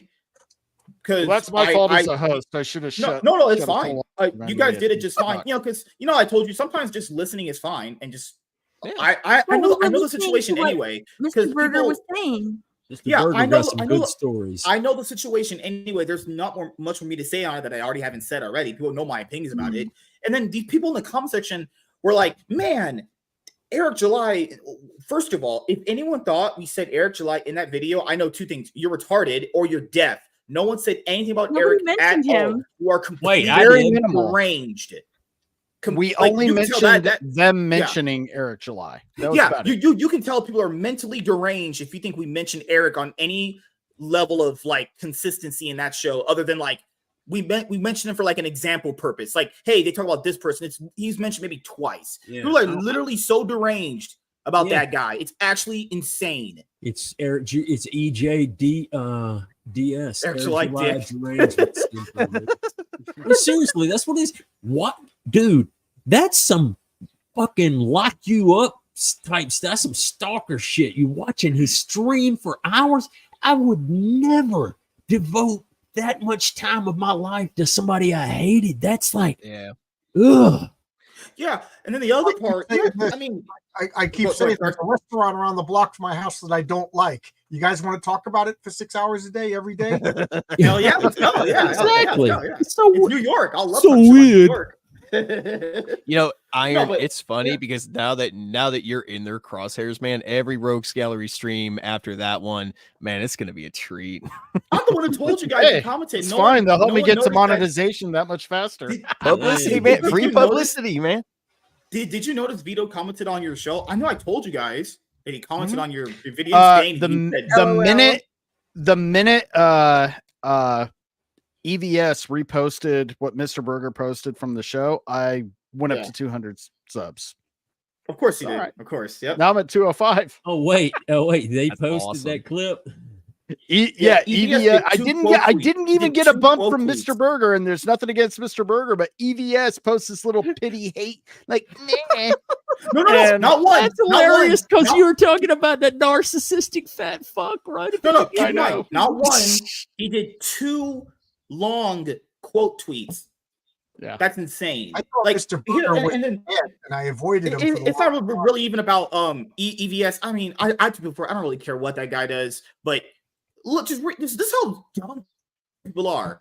What is this panel though?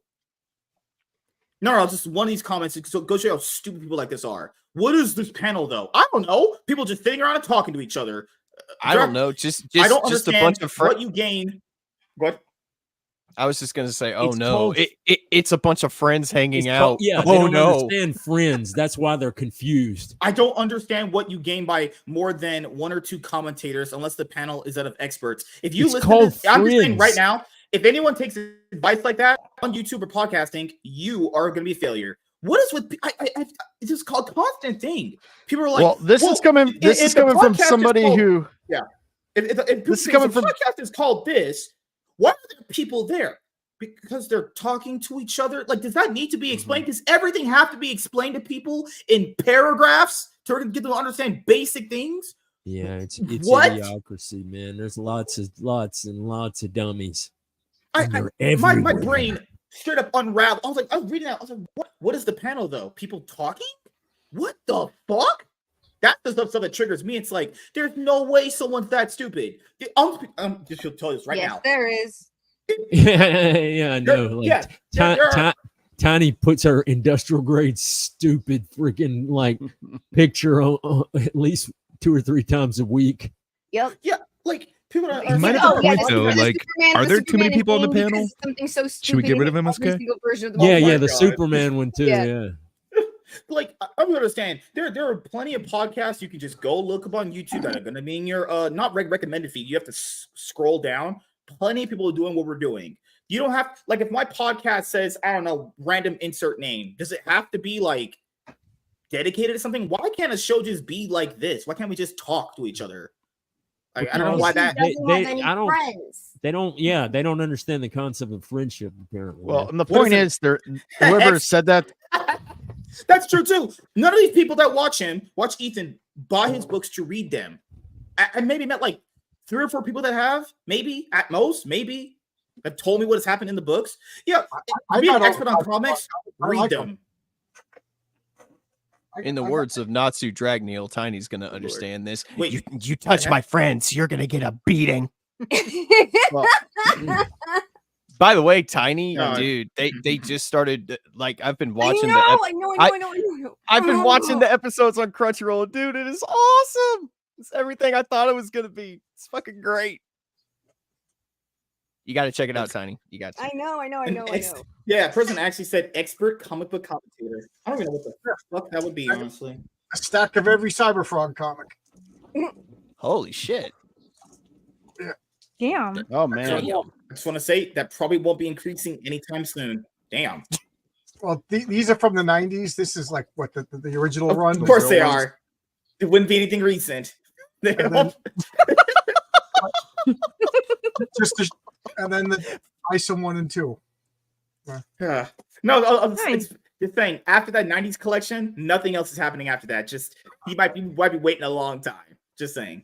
But I do like Cyberfrog. I just, and that's my biggest problem. I did too. I really like Cyberfrog because I like that. I grew up on Ninja Turtles. Love the original comics. Right above my head. Battletoads. Yeah, Battletoads, all that shit. So just read how deranged people like this are. This never even happened. This never happened. You were deranged. Talk shit about you. We didn't talk about him.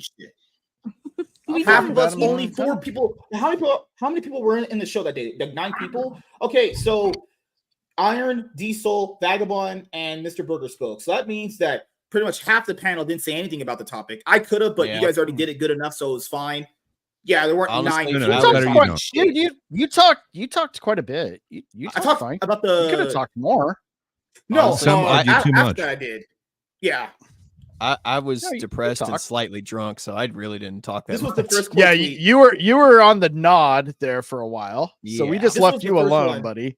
Yeah. I'm surprised y'all didn't kick me. This was the first one right here. I would have fuck you. This was the first one. This is why I think I probably died in an airplane crash. And I mean, you probably should. Whatever.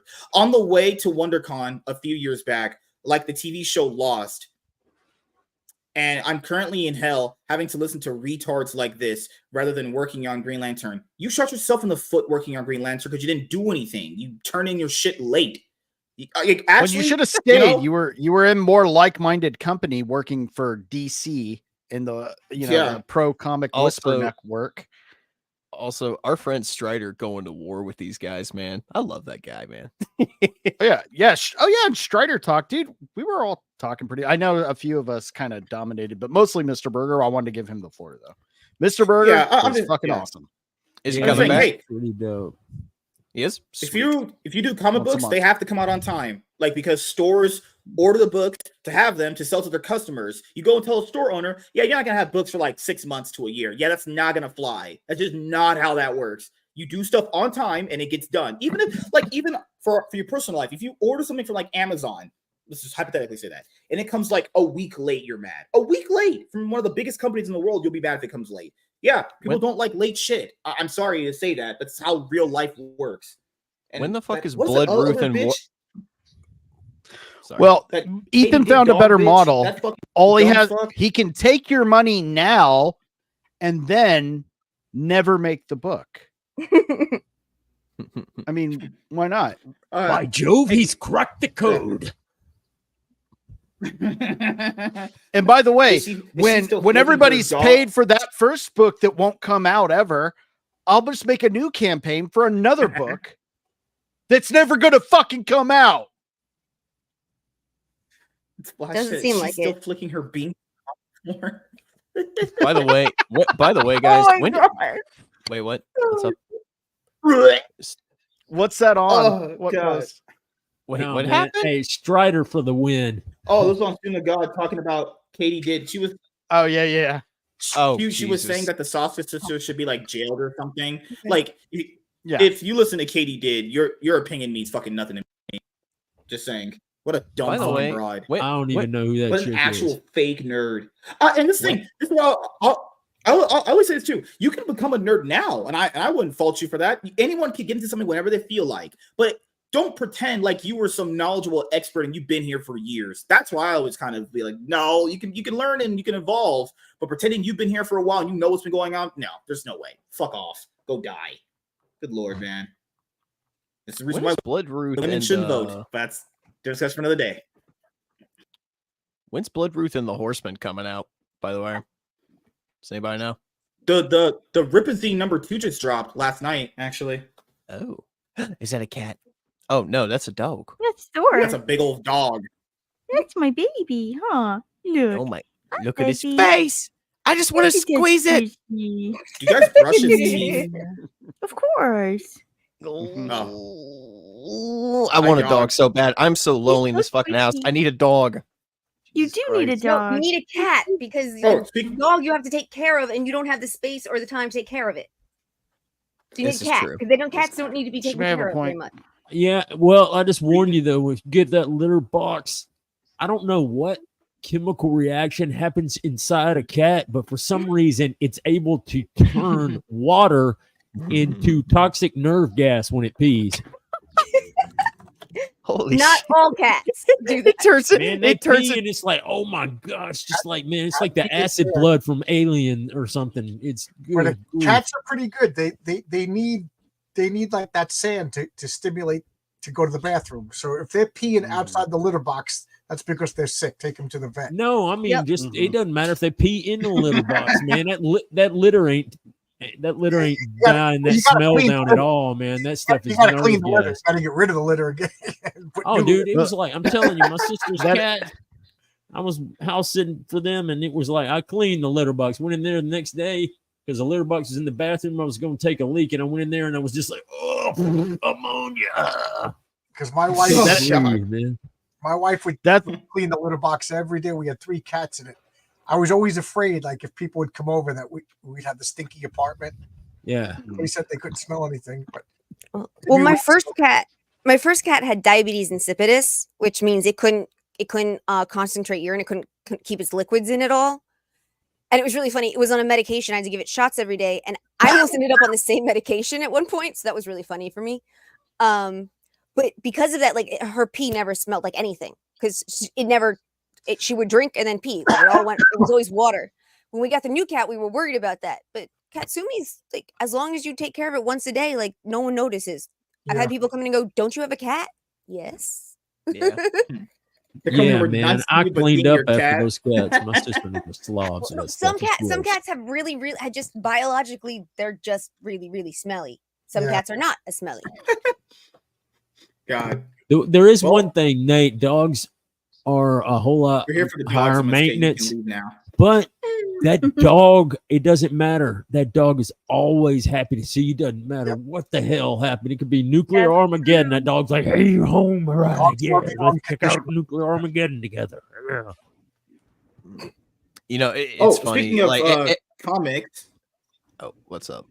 What's up? Speaking of comics, make sure you guys back John's comic. Actually, Heroic Tales #1. If you back it, I will personally give you a rim job. Actually, you know, that's the perk. Actually, now nobody's no. Wait a second. You're gonna get people to not back his thing now, man. now I've seen the numbers going in reverse now. Yeah, right. Wow, that looks awesome. That this is really Rezo Rodriguez It doing really the looks art, great. Daniel De La Silva Rodriguez doing the colors. It you know, this, like I was saying earlier, this is my response to all of these people like toxic masculinity. Well, the patriarch is everything positive about masculinity. He's you know, he's a husband, he's a father, he's a superhero, he's a protector, you know, and we were talking about this earlier, you know, he because of the supervillains in this world, and supervillains are crazy, he has to keep his family kind of hidden. So they, you know, like this picture right here, this is his family. He has to you know, they homeschool because they, you know, they're supervillains. If you scroll down a little, you'll see his wife. The family. That's the And he's smart. 1970s. That's crazy. You know, you see the wife over here in the purple shirt. Go up. Go up. Okay. I was gonna say all 3 of them. Well, that's his wife. That's his daughter. That's his oldest daughter. That's his oldest son on the tractor. He has 7 kids. 7 kids. You know the protection plan? You know how to pull out? Is he an Orthodox Jew? He's Eastern Orthodox Christian. Okay. That's the patriarch. You know, Only people I know with 7 kids these days are Orthodox Jews. But you know, 7 kids in this economy, you got me fucked up. You know, so as you can see, the wife is. Well, he's got his own farm. He's growing corn and shit. Yeah, you can see the wife has scars. That's like a, you know, one of the reasons why they're kind of staying away from society, because to keep the family protected. You know, like I took the name the patriarch. Like I know in the Greek Orthodox Church, the head of the church is called the patriarch. So I'm like, okay, if I'm going to take the name patriarch, I want to use the culture of the word. So I was like, okay, he's Greek Orthodox. If you scroll down, you can see the wife has a cross. You know what I mean? Like they're very Around her religious. neck, yeah. You know, I'm trying. Mhm. So this all plays into the story. She got a tattoo. Like, what's going on with her? They left have arm? chickens. She's And a got dog. She was burnt. She's got. Oh, okay. Oh, I'll be okay. I'll be honest here. I didn't even notice that until you just told me right now. Yeah, a lot of people say like, "Oh, she got tattoos," and no, she's burnt. She got burnt. So that's part of the reason why they're staying away from society, because there's supervillains. You know what I mean? You got obsessive clown superheroes, supervillains, and things like that. This picture looks cool. Looks Yeah. good. I like that. Mm-hmm. This is Boss Yeah, Mox. this one's He's a bank awesome robber. right here. Yeah, that's my cookie. That's the cookie that I just ate. Oh yeah. God, man. God. And here he is. He's trying to get this issue. He's trying to get home. He wants to get home. He wants to spend time with his family. But when you're a superhero, things happen. So car goes off the road. The bank robbery. So every 5 minutes he stops and he's like, "Fuck!" No, I'm just kidding. Pretty much. This is a variant cover that's only on Fund My Comic. Well, this is the Renzo Rodriguez cover. Okay. That's cool. the regular cover. This is the one that's the. you can only get this on Fund My Comic. So Okay. That's if you read Mike Barron's Bronze Star, it's the same artist. So And if you go are you planning on fulfilling this in about 3 years? 2027 we'll get the book? No, it should have been colored already, but the colorist's father had a heart attack, so he but I Excuses. no, but I still have a schedule. Even with the broken neck, I probably will be delivering before I said. So I got 4 pages left to color. Then lettering takes a week, and then it's the pre-press is a couple of days, and then however long the printer takes. Sometimes the printer could do it right away. Sometimes it could take a couple of weeks, and then I start fulfilling. Dude, you're sitting over here with a hurt neck doing this. Like, this proves once and for all that EVS is just a fat, lazy piece of shit. Seriously. Yeah, but I was 85% done before I even launched the crowdfund. Right. That's Yeah, smart. that's actually a good thing too. Yeah. And You had just something so to you actually know show how me. serious I am, we're on page 7 of issue 2 already. Yep. Oh, nice. You really have a half broken neck, and EVS is like, it's coming when it's coming. No, it's and gotta be quality. if you noticed my eyes, I quality. kept looking at my phone this whole time. It's coming, guys. Trust me. I'm talking to an artist on another project wow. I'm gonna launch Heroic Tales #2, and then after Heroic Tales Nice. #2, I'm going to launch a comic called Eddie is Doomed. Eddie is. Yeah, it's Oh, more that's it too. It's a mix between Love and Rockets and Crisis on Infinite Earths. Are you gonna have your own website where after all the crowdfunding, people could just go in there Yes, and buy the book? Actually, I have a friend that says he'll set up a storefront and everything. I actually have a okay. I'll put it in the private chat if you could put it in the public chat. But I have my own site. It's a message board. And let me make sure I spell it right. Sorry, I can't talk and type at the same time. But if you go there, it'll take you to a portal where you can see my Kickstarter, my Fund My Comic, and then it's an old school message board where it's me and my friends talk about our role playing games. And it didn't work. Your link didn't work. Oh crap! Oh, okay. I think the FBI got you. We're talking about the patriarchy. Yeah, there we go. They don't want the patriarchy involved. All right, so let me see. Well, but no, I just wanted to ask that because people usually go like, "Damn, I missed out on the campaign. I can't get the book at all." And it's like, hopefully people would evolve to the point where they can have their own storefronts to sell the book outside of just a campaign. Yeah, that's the plan, because I already got merch. Like I got this challenge coin, but it's not on any of the campaigns. Ooh. Nice. This, and here's the regular coin that's on the campaign. But I got pint glasses. That's with the cute. Because I was thinking like dads. He's all about dads. Dad has a beer when he comes home. But these coins, I made 20 of these.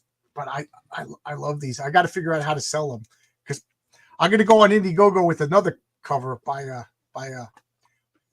Mike Gustovich. You know, my comic is like a harkening back to old school Bronze Age comics. So I wanted to get, I hate to say old school Bronze Age artists, but that's what I got. So I got Pat Broderick on Fund My Comic. I got Michael T. Gilbert on Kickstarter, and then I'm gonna have Mike Gustovich on Indiegogo. That's There pretty you go. cool. Here's the updated link in the private chat. So it's going to be every issue is going to have the patriarch, and then it's going to be a flip book. So it's going to have another character in, going forward. So it'll be the patriarch, and then you flip it over, and it'll have a different character. So next issue, I'm going to debut the Mary Sue is her name. Can I share the link in the chat or?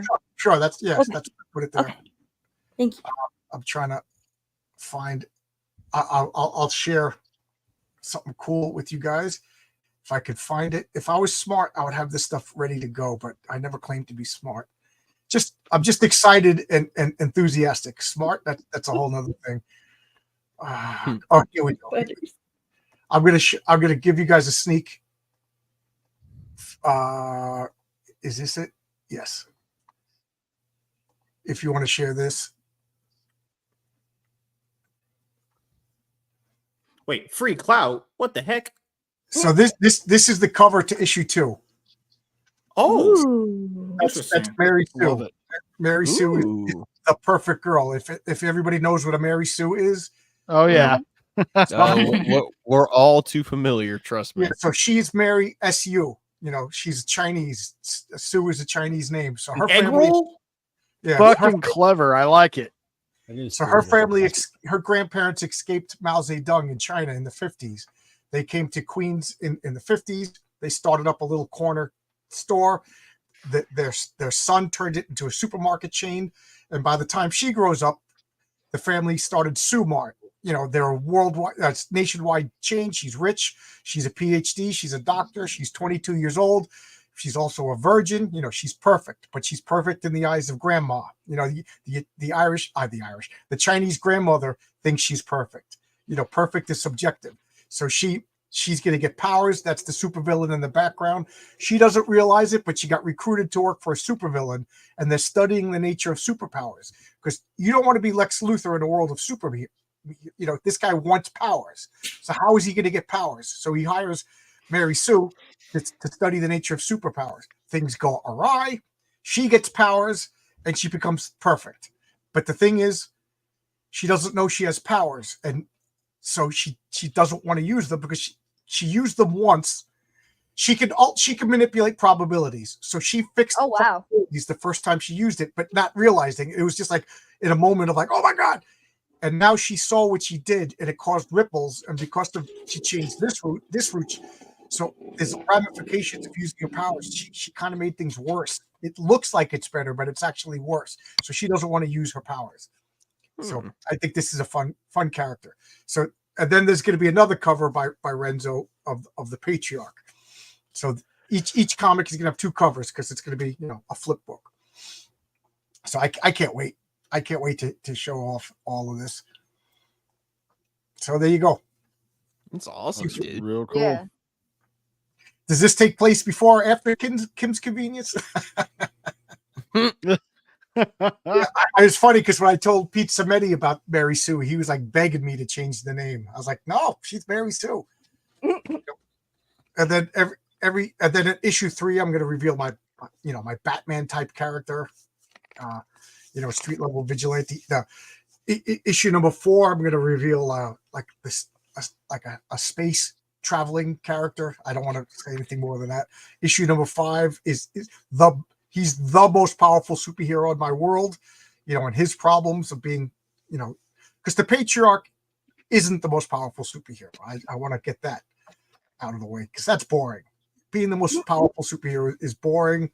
You got to up the stakes every time. The Patriarch, if Spider-Man and the Patriarch had a fight, it would be a tense fight, So there you go.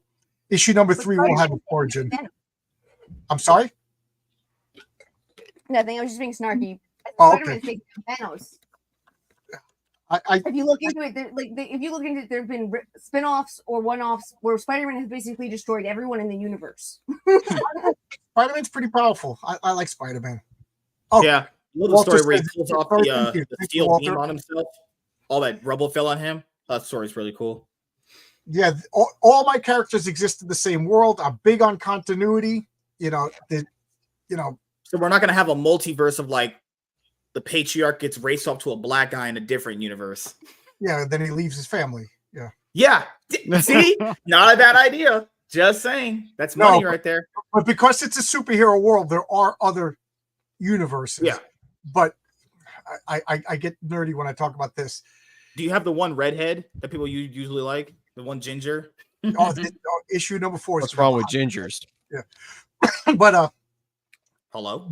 There's a spectrum of the universes. Like you either face towards chaos or you face towards order. So where your universe is on this line determines the laws of physics. So in this universe, with the patriarch exists, it's perfect balance. There's just enough chaos. There's just enough order. So in this universe, there's too much chaos. So therefore, it's more magical. In this universe, there's too much order. Therefore, it's more scientific. So you can't have another patriarch because the laws of physics are different. You know what I mean? Like this, you might not even recognize that you're on the Earth, even though it's another universe equivalent of the, you know what I mean? So there's only one Master Swag. There's only one Scream Queen. So if the patriarch dies, that's the end of it. But you can travel to other universes. But there's none of this multiverse of 19,000. First off, that's cheap. Second off, it dilutes the character. And third off, it's trite at this point. So yeah, like there will be like invasions from other dimensions, stuff like that. But each dimension has its own rules and laws of physics. So they can't possibly. One dimension is ruled by insects. One dimension is ruled by wizards, a council of wizards. One dimension is ruled by nobody because it's just so hostile that like civilization is crawling by on the skin of its teeth. So there you go. And that's cool because an MSK. What? Like I can think of that from a scientific perspective, man. How the different chaos, how the different things would exist on the different worlds. It makes sense. Right. It makes sense in a logical, scientific fashion. Right. I'm even going to have a map of my multiverse in a future issues to show you. Don't be afraid. I'm never going to pull them up. If a character dies, they die. That's it. Right. No Shenron. There's even going to be a magician character who's going to be like, dude, I can't raise the dead. Dead is dead. So BillyWitchDoctor.com mostly work with chicken. So I'm excited. I got 10 issues in various forms of completion written out, but I got 20 issues plotted. So I'm just so excited. The only thing that I'm sometimes I get excited, so I bump this story up, and then this story I need to set up a little bit more. And then Renzo asked me to bump up one story because it has dinosaurs in it. He wants to draw dinosaurs. One sec. You said drop links. Sure, I will give John all the clout he needs. Good Lord. Oh, thank you. What am I here for? Yeah. Thanks a lot, guys. Yeah, there's fun. My comic that should be working. You're the middleman. You're the guy we all come to when we want to promote stuff, buddy. We are also all asking ourselves, what do you do? What are you good for? I'm good for being hard to answer that question. Good looking, rich, and successful. What is it? What does MSK get out of it? What does MSK get out of it? Not a damn thing. He's just there. He's just a means to an end. Good Lord, man. And now we are 9. We're 9 subscribers away from hitting 1,000. So we're almost there. Yeah. Cool. And when we hit 1,000 subs, nothing happens. Just keep going. So your entire channel gets deleted again. Did you hit the hours? Because you got to have it like not even close. But bringing the podcast to the channel did definitely improve them a lot. The hours do. People just love the long form shit. It's just the only goal for the channel was to hit 1,000 subs, because after that, once it hits 1,000 subs, your channel's in the algorithm pretty regularly. My other goal would be to get the other 3 other channels I have to 100 subs. So like my comic channel just hit 61 subscribers, 40 subs from hitting 100 on that one, and it'll just work on the other 2 after that. So yeah, your boy is moving up in the world. I'm gonna have 4 pillars of clout, all the niches I could ever want covered with my geniusness. Yeah, I got 1,500 it's the best thing about. I make like $100 a month, so it's not. Great. I told people, dude. Even when I was popular and I made money, it was like $150 a month. It's nothing. It's like chump change. 1 month I made $99.99, and the threshold is $100. So you have to wait till it's tied in the next month. Actually depressing. My YouTube channel, all I really was hoping that it would pay for my monthly comics, and that's almost where I'm at. So. It could pay for like half a page. Okay, like for someone to actually color a page, bro, that shit could be like $200 a page. So like one of your paychecks on YouTube could cover like 12 pages a year. Well, let me put it this way: I on Kickstarter I made $5,200, and on Fund My Comic I made $5,200, and on Kickstarter it's almost $800. I didn't break even yet. so yeah, I know. I would know. Making comic books is not a profitable venture. Yeah, like that's the thing. When you get into comic books, if you're not buying, even if you buy them, you don't buy them for profit. Because my friends ask me, "Are you going to resell your stuff?" No, first of all, I'm not reselling anything. I wouldn't want to because I want to keep my shit. But like, I didn't buy all these books just to resell them. Like, the resale value on these things, unless you're getting like actual like variant covers, first appearances. Being honest here, most books aren't worth anything. We're being completely honest here, unless they're like CGC graded or anything like that, Cause like I talk to people that have done this, not only like you. Vaughn's told me things, people understand. Let's just say this: $10,000 would get you to like basic entry into comic books to make one, paying colorists, illustrators. It's probably going to, because I have to pay, the shipping and everything. Because that $5,000 I took in includes the shipping.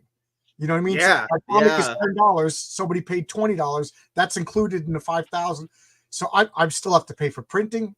I still have to pay for shipping. I'm going to be in the. I'm hoping that by issue 2, people are going to be like, okay, the guy delivered. He delivered on time. People are liking his comic, so maybe people will go and buy issue number 1. This is my comic book street. Room. This is right behind me. This is my comic book room. Wow, that's crazy. Holy shit! All right, I got some. Love the Yancey Street sign. I know, that's what I was saying. That is the MSK is currently plotting a robbery as we speak. You don't happen to have like the original. Stop being racist, Nate. You don't happen to have the original Marvel G.I. Joe run in there, do you? I don't have any G.I. Joe comics. Believe it or not.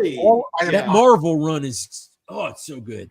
Yeah, they're reprinting and that. it's very even the Kickstarter right now. They're actually reprinting all the original G.I. Joe comics right now. But I do have every Marvel comic from Fantastic Four #1 to from. Okay, come on. Whose run was that? Because they made an omnibus of that recently. That's the book that I wanted to get so I could read Fantastic Four. Who wrote that? That's the Stan Lee Fantastic Four, right? Yeah, the Stan Lee, Jack Kirby. Jack Kirby, yeah, those two. Yep. Yeah, that is the you got to read that. You got to read the John Byrne. Those to me are the Fantastic Four runs. Yeah, but when I became an electrician, when I finally became an electrician, I got my tax return that year, and I told myself with my tax return I was going to get a Fantastic Four #1. So that's what I went to New York Comic Con, and I haggled with the guy, and I was finally got it's not the greatest condition in the world, but I got a Fantastic Four #1. Dude, it doesn't matter. It's a Fantastic Four #1. I gotta ask, what'd you drop on it, man? Couple of thousand. Okay. But it went up. And then, did you ever see in the comics they have Joe Koch's comics? It's a warehouse in Brooklyn. There's ads in the. Mm-hmm. To me, I've always seen that ad. To me, that's like Sea Monkeys. So my friend called me up. He's like, "Hey, you want to go there?"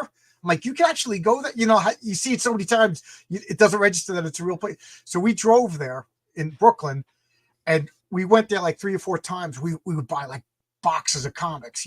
They had so many comics. They just were giving away at good prices. So finally, they let us in the back room. They started to trust us, and I found a box. This box must have been $1 million. It had X-Men #1, Fantastic Four #1, like he's Fred Zedeck. Wow. And the guy goes, "Oh, you found the good box," and keeps on walking. I'm like, dude, you know what I mean? Like, you trust. So it was like, I got to get this X-Men #1. I got to get this X-Men #1. Uncanny X-Men.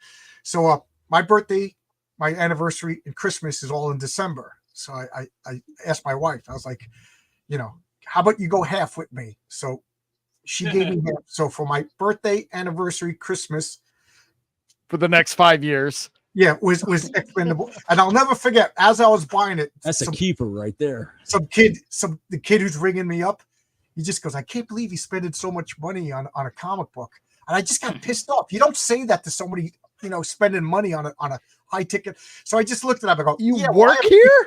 Yeah. So I just went, "Yeah, dude, I have a real job. I can afford this."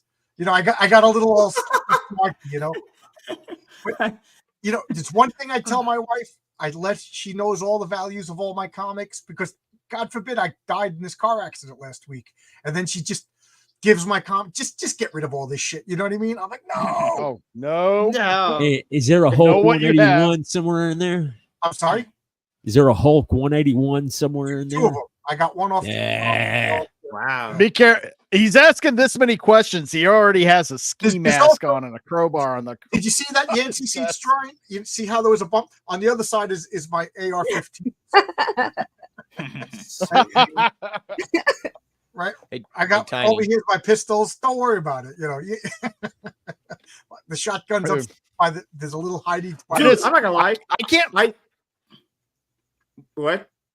I was just gonna say, I can't believe the kid working in this high-end comic book store is dumb enough to say some stupid shit like this. I can't. That's why people don't go into shops. There's people like that. Yeah, hey, why are you supporting the comic? Why are you supporting the comic book shop? Like what? I would have fired that little. I would have fired that moron in a second. Are you kidding me? What a thing to tell. They should be bringing out fucking bells, bringing you champagne and fucking chocolate covered strawberries. You should be getting a foot massage. Somebody should come out. Bunch of people should be singing a song, bringing you a cake with lit candles on it and shit. Yeah. Girls in bikinis putting it in a brand new fucking back and board, with fucking gloves on. I mean, I want to stress, if you're interested, on my channel on John's Long Box, I see Toasty just subbed, so thank you. I do a thing called Sunday Comics. Every Sunday, I take out an old vintage comic, and so you could see my copy of Fantastic Four #1, my X-Men #1, my Avengers #1. I because a lot of people are like, wow, I never actually got to see these comics, so I do it live. People interact in the chat, So comic books are to be read. I'm never going to CGC them, because to me, that's not a comic book anymore. I know it. People are like, oh my God, you got Fantastic Four #1. You got to CGC it. Why? It's not a comic book. You can't open it up. You don't see the letters page. You don't see the ads. I never got the hype with grading, man. Happened with Yu-Gi-Oh, Pokemon. I never got the hype with it. But I understand you want to grade some really, really nice shit, like one of a kind stuff. But like people don't just do it for that anymore. They're trying to do it with everything. It's like, okay, I understand doing it for like really rare stuff, like actual rare stuff, like giant size X-Men and the Fantastic Four #1. But like, you don't grade everything. Like, what the fuck? You have nothing to open in. Let's be realistic. When I finally get a copy of Heroic Tales #1, I'm gonna CGC one of every different cover, because that's mine. Yeah. You know what I mean? Yeah. Just damn right. Yeah, just for me. You know what I mean? And if maybe I'll do like 5 of each. Put it on eBay and see if anybody wants to buy a 9.8. You know what I mean? But whatever. I gotta get my money back, guys. You can't blame me for trying to make my money back. But John, is that your link in the private chat? I just want to make sure I'm subbing to the right channel. Which one? Yeah. Okay, cool. Boom. Oh yes, all the way at the bottom. Shit. Thank you. Yes, thank you. Yeah, John's Long Box on YouTube. That's no me. one saw that. And it's funny because Master Sway, everybody saw that. You came out. No, we saw your L. Right? You came out and recruited me. You know what I mean? You just asked me to come on your channel. How did you find me? Just out of curiosity.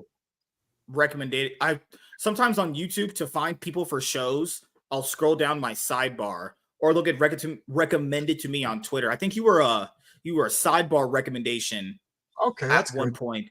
Yeah, I think you reviewed like giant size X-Men, I think, because I typed into the search bar Wolverine Omnibus, because I think at that time they were releasing the 5th one, where it's called Fatal Attractions or whatever, some shit, or he loses his adamantium, something like that. I forgot what book it was. Great series. Yeah. I mean, I on my channel, it's just comics. I stay out of the drama. Like when you guys were, I was a little uncomfortable with EVS versus Eric July. I hate that stuff. You know what I mean? Like both of them have been on my channel. makes everyone uncomfortable. I don't want to say anything bad about either one of them, but I see this guy's point and I see that guy's point, and I wish they would meet in the middle someplace. And I think both are misbehaving, and I just, like I said, yeah, they both need to shut up. Right. They both need to meet them. Like I've been saying this since I started my channel. American comic books are dying. The house is on fire, and instead of everybody grabbing buckets of water, everybody's yelling at each other. Speaking of today, I already did this video.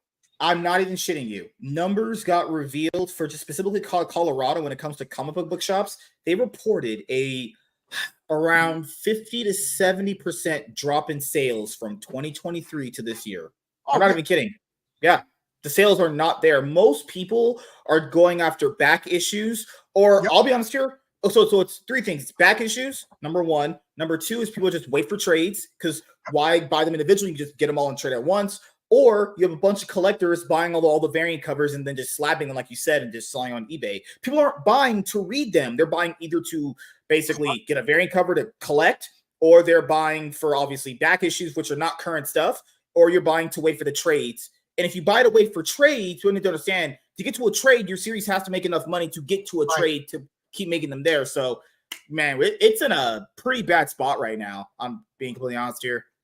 I try to be optimistic. I do, but you can't just ignore stuff like that. Because there was this poll that reminded me of what we're going to talk about, which is do you just only talk about stuff you like, or you talk about only stuff you don't like? The problem with that is if you only talk about stuff you like, you're just basically putting your head in the sand and going, there's no problems and nothing. Everything's just fine. And I think that's just the wrong approach. There are things happening. Things that I don't like, but I don't dwell on things that I don't like. And I don't bring it up 600 times. And you know what I mean? I get uncomfortable, but last week I reviewed Godlike. I didn't like it, but that was it.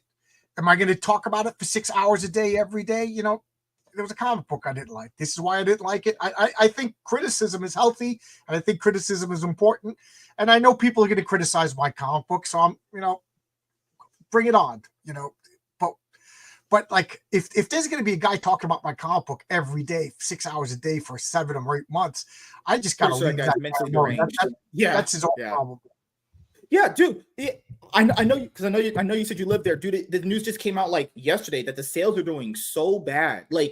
People are like, it's comics are doing well, so that's just, bro. You can like modern stuff. I like a lot of modern titles that have come out. Some of them are actually pretty good. I wouldn't say it's all indies better. That's just wrong. I've read a good amount of indie stuff. They're about the same to me. But people don't really get into the modern stuff. First of all, it's just too oversaturated. And then you don't know what's going to get retconned. Actually, what's crazy about DC's new all-in initiative? They're not even going to retcon anything, which is a big problem that they kept doing in the past with Rebirth and New 52 and all that stuff. They're not going to retcon anything. That's cool, but the stuff that people are currently selling right now is not even doing well. So I don't know what the stores do. The Outsiders, I love that series. I always considered that my series because I'd never met anybody else who was a fan of that series but me. Dude, I got the whole run right here. That Jim Aparo, that's when I close my eyes and think of Batman, it's Jim Aparo drew it. I love Jim Aparo. Absolutely. Let me ask you guys this. Do you guys know anybody else in real life who collects comics, who's into comics? Beside me, I know one or two people. One or two. He was my he comes to clean the building. He actually talked to me about it. He's like, do you like Deceased? And Deceased is a DC zombie stories. He likes them, but I met very few people in my area that actually like comics. It's pretty slim. Right. It's like I keep saying, it's an American art form and it's dying, and we're all fighting with each other. Well, there's, like you said, there are some good titles. Yes, there are. The Skybound Transformers book is the best piece of Transformers media that they have done. Everybody loves that since the 80s, man. I grew up with that, so I'm I know firsthand, dude. I mean, it's not like I'm obsessed with Transformers or something. Yeah, because that's the thing, though, is you could have stuff like Skybound is doing, but that stuff alone, even though it's really good, I just read the first arc to the first trade for it, that's not enough to save anything. That's more like a band-aid on a temporary solution. That's more like a temporary solution, like a band-aid of the problem. Skybound can't save the entire industry. No, they can't. Yeah. They can't. That's the problem. Even though they're actually doing good stuff, even Jeff Johns can't move the needle with Ghost Machine. He can't move anything. Machine, I like Ghost Machine, but it's too high concept for the average normie. Yeah. If you read the first preview book, there's comic book fans Ghost Machine. Yeah, it's not bad. Like the stories aren't bad. It's really good. But if you read that first preview book, it's too contrived. Normal people won't be able to get into that. You would have to literally know how lore and comics work to even like it. How Redcoat works, how Geiger works. It's I don't know what you do anymore. You just hope and pray that manga sales save us. Okay, some guy wakes up in the morning. All right, I just saw Deadpool Wolverine. I want to get comic books. How do I get them? So what's he do? He walks into a comic book store. They're all closing. And then he goes into the comic book Slim to store. none. Literally, Marvel just killed off Deadpool, and now there's a female Deadpool. So You know what's crazy, man? Contrary to popular belief, when someone gets into something, because I have a big state, I go to some of the places too. Most people, because people assume you like the older stuff. No, new people would like to get into something that's current because that's easy to get into because that's the current thing. The current person who wants to probably get into Deadpool is going to see Deadpool die in, I think, issue 6 because she gets introduced in issue 7. Like, that's so confusing. I refuse to give my money to Marvel for the last few years. I have not been keeping up with stuff. How the hell do you kill Deadpool? He's immortal.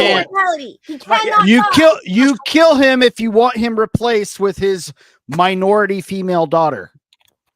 No. I'm sorry. Thanos cursed him with immortality so he could never meet Lady Death because he's in love with Lady Death and Thanos is in love with Lady Death and they cursed him. He cannot die.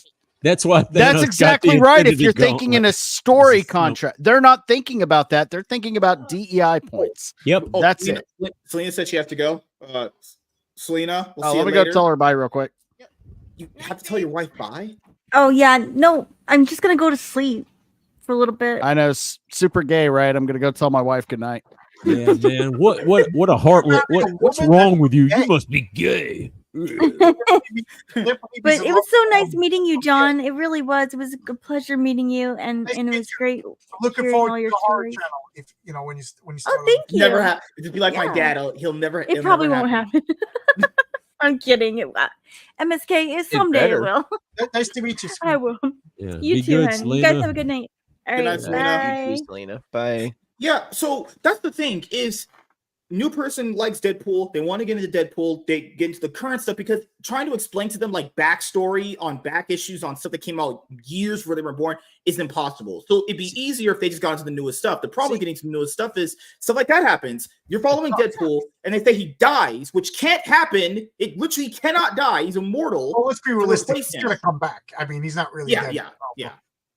He'll be back eventually. Well, this is Marvel messing. See, they've done this even at the height of the MCU with the Avengers movies. They didn't have, you couldn't go into a comic book shop then and get like current, like Thor, current Captain America, all that stuff. If they actually were cared about profits and actually good storytelling, they would have had the people that are writing the comics have some sort of tie-in or at least some kind of rough comparison to what's going on in the movies, and it would have sold a ton of stuff. That's why this stuff is not about making money, man. They're idiots.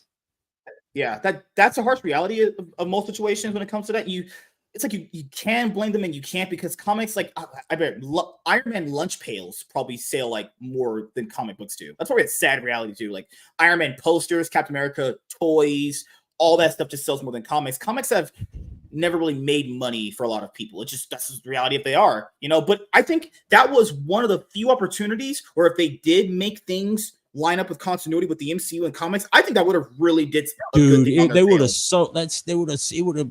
Imagine an Avengers title after the movie, the first Avengers movie. Oh my god, that thing would have sold out so fast. Yeah, you watch. I mean, freaking Alien Romulus has got a prequel comic coming out, man. Yeah, something like that's cool. By Guardians of the Galaxy, and Star-Lord is bisexual.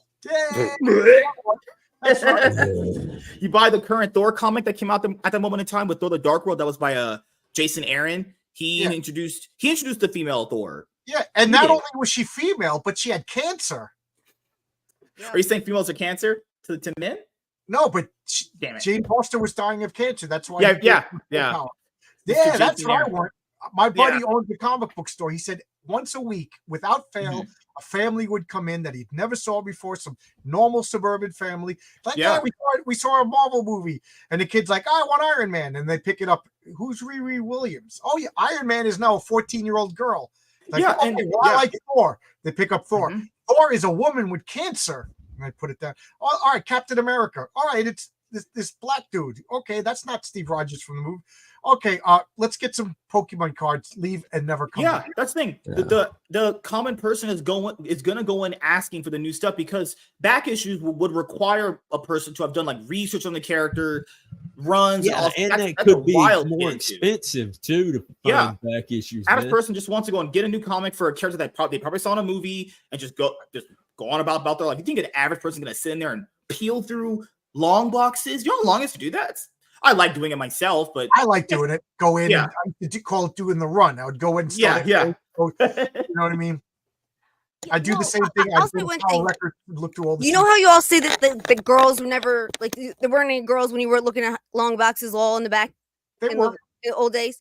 I walk into a store, go directly to the long boxes, and everyone stares at me like I got 4 heads. That's because you're the anomaly, man. That's because you're a girl. You're like, seeing you going in there is like, it make me feel like they think I'm going to steal something. It's like seeing a unicorn. It's like seeing a girl in the comics, man. It's like seeing a unicorn out in the wild, man. No, I think they were looking at you because you were like semi-decent, attractive looking. They're like, man, I don't really think girls are like into this stuff. Actually, that's a great compliment you gave her there.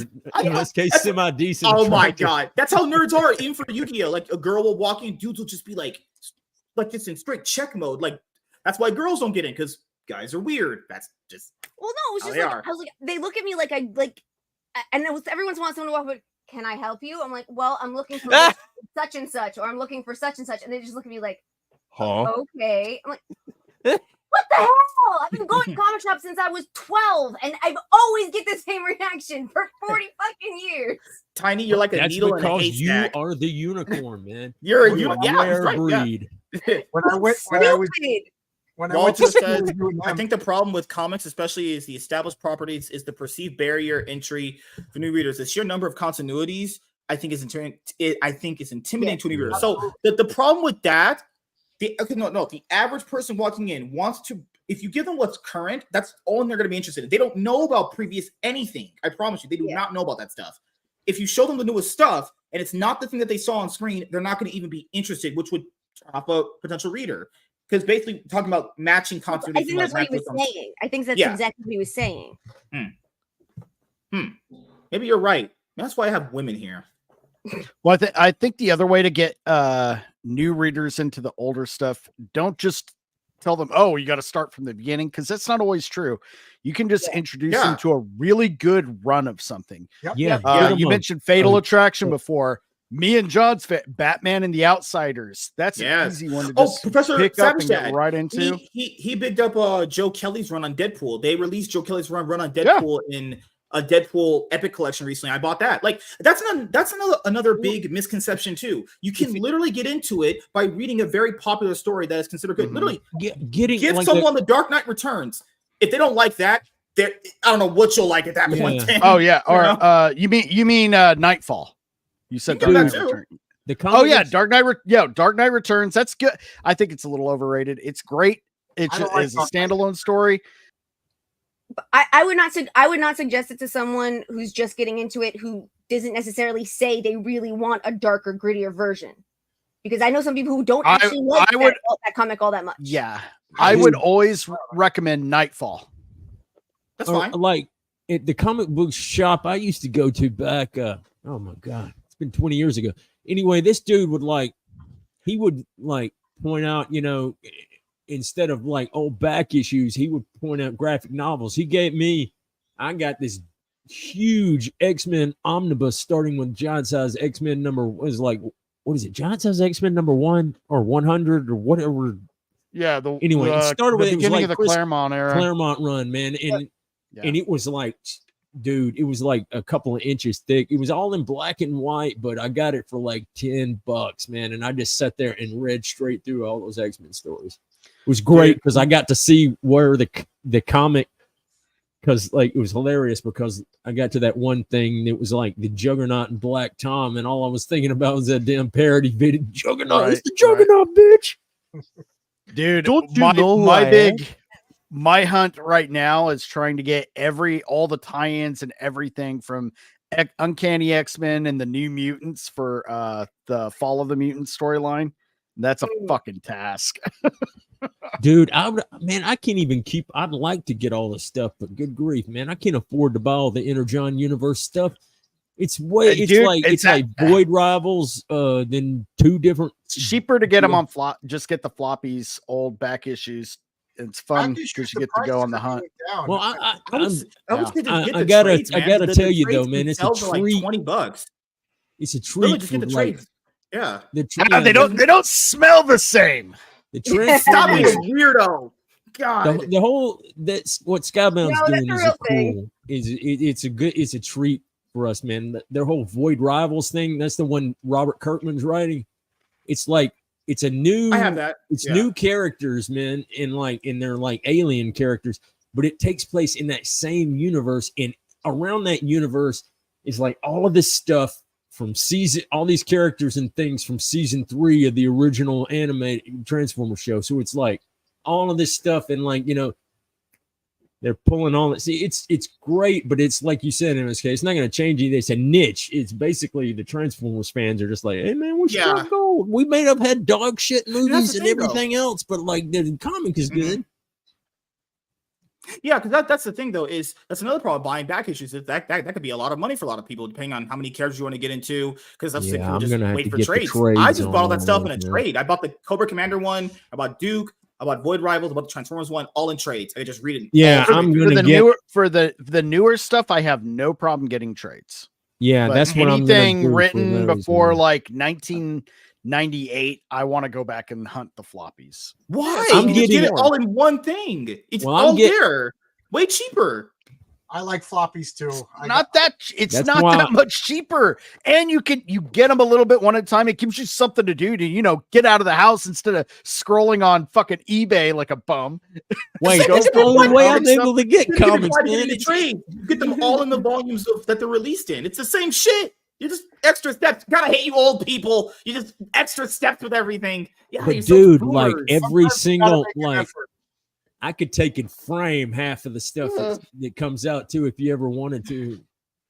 I don't know. I buy single issues of Transformers because I'm just going to. But the other stuff, I'll probably get trades of like Void Rivals and Cobra Commander and Duke. If you want to be in like the know right now, I would say if you're reading it currently, you don't want to wait, because trades are more like if you want to wait. For the most part, if you're doing new stuff, if you don't want to wait, I would say get the floppies, because you would want to support your local comic shop anyway. They can't wait till you get a fucking trade. There's no guarantee that they're going to have what you want. Right. It's got to be a sale threshold before they'll put it in a trade. Yeah, that's why you always go online. See, I don't even have a local comic shop. It's like 45 minutes away. And once I figure in gas, man, I'm just like, that's the thing, dude. Going to eBay and buying my monthly book. I lucked out, man. Either living in Vegas or even the small towns and areas I lived in always had multiple either comic shops or even like little local just bookshops that had a comic section. Yeah. Or like go ahead. I was gonna say, Diesel, are you familiar with the Discount Comic Book Service? Discount Comic Book Service. I am not. CBS. It's the Discount Comic Book Service. It's an online store. Cool. If you order and you pay 3 months beforehand, and you'll get like a 35 to a 50% discount. I do it because it's the cheapest way to get comics. I'm sorry, local comic book stores, but what's it called? Discount. I'm sorry, I didn't interrupt. It's called Discount Comic Book Service, DCBS, Discount Comic Book Service. It's a website. I think the actual store is in Connecticut, but they'll ship you comics bagged and boarded. Once a month. I get a box of comics once a month in the mail. I open it up. I do a video. I call it my monthly visitor. And I just show my monthly comics. Monthly visitor. Are you having those bloody things that women have every month? Because comic books are expensive. Good grief. So That's cool, man. I'm checking that out right now, dude. Discount. I'm on the site right now. Do they only do the newer stuff, or do they do older back it's issues for new too? comics. Okay, I don't have a problem with the newer shit. It's like, yeah, get it however you can. Yeah, I that's for new for old comics. My go-to is my comic shop. Dude, they got toys. I would imagine they do. Yeah, they even have toys on discount. Yeah, they do. Yeah, they have toys.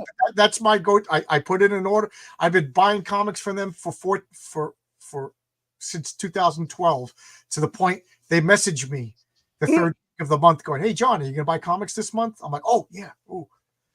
Somebody saying, "Did you put the link in the private chat?" I'll check them out. I get my newest stuff from mycomicshop.com. I like them a lot. They're pretty good. They're good. My comic shop is really good. It's really good. Yeah. Last resort is Mile High. They will have it, but they're the most expensive. The Mile High Club. Oh my god. I've bought stuff from them. That's one I am familiar with. Just saying, when I went to Cosmic Comics in Vegas with Iron, the actual cashier lady was actually pretty cute. And she was giving me the smoky eyes. She was looking at my butt. I could tell. She was not. No, she wasn't. You know, the great thing about MSK is he just drips humility. You know, the guy just exudes so much humility.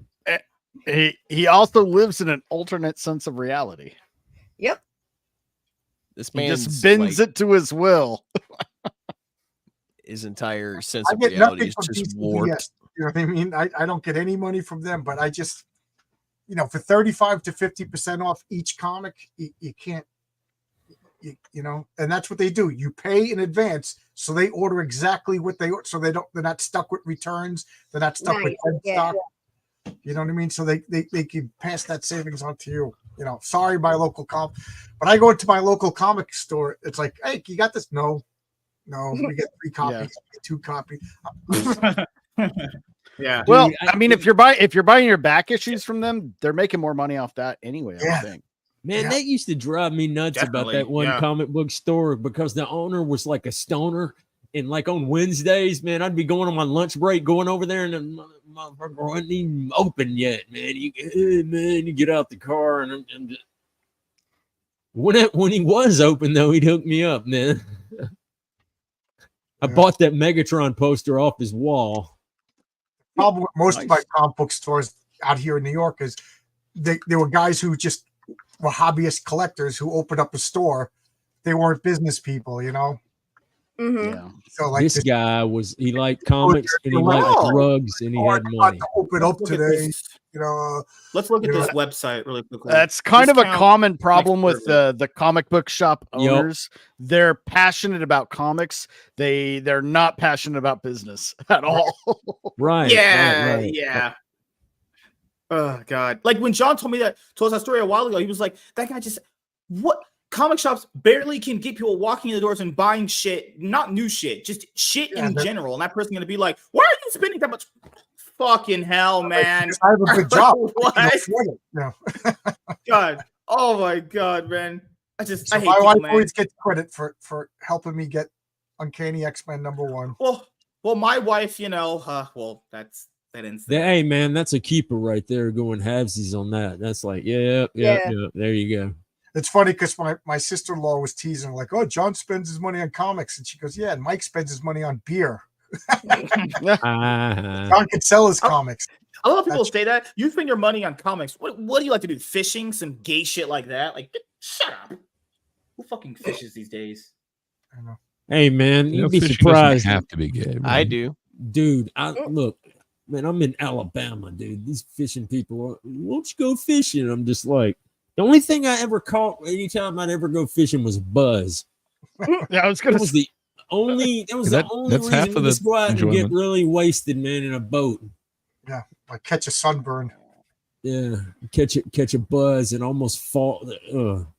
Yeah. No, I'm not country enough. I sound like it, but I am not country enough for that stuff. Oh, it's cool. They have like omnibuses. They have trades. Oh, that's cool. Okay. Yeah, Nice you know, little- they Well, solicit. that place is dope. I'm gonna scope out the toys, man, and stuff like that. I was Batman just Year looking One, for comics, let's but they see. like had a bunch of toys. You know, this Comic is book the same edition. stuff that's offered to the comic book stores. You know, whatever's solicited, they put it in on their page, and you know, when the comic book store is ordering this stuff, you're ordering the stuff from them. You know, so Yes, yeah. it tells you like the real price and then the DCBS price. The MSRP on some of this stuff, you know, if you just knock it off a little bit, is great. Let's see. What was that before? Yeah, I've never. This is a fun fact. I have omnibuses. I have Bad Saber form. I've never had an absolute before. Those look so freaking good. Let's see. What's gonna be my first? Maybe I'll get Absolute Superman. That just came out. Looks so fucking good. Oh my god. No! Cart my butthole. Okay. Oh my goodness. Too much stuff. MSK's wife's a keeper. Yeah, she's my fucking hand. You guys are bastards. Maybe You and Dora Scrapper aren't Keeper. together anymore. Hey man, do you still have that orange rectangle in the back? I'm just saying, I was no. Well, bye, bitch. Okay, so fun fact. Today, me and K-Dot, we're gonna do. K-Dot was gonna do his third appearance on the show for his third one-on-one. Gonna talk to him in a while. He his smoke detector was going off really, really bad. It was beeping for about 5 minutes straight. He was like, my smoke detector is going off so bad. We're gonna have was to he like reschedule." burning his house down?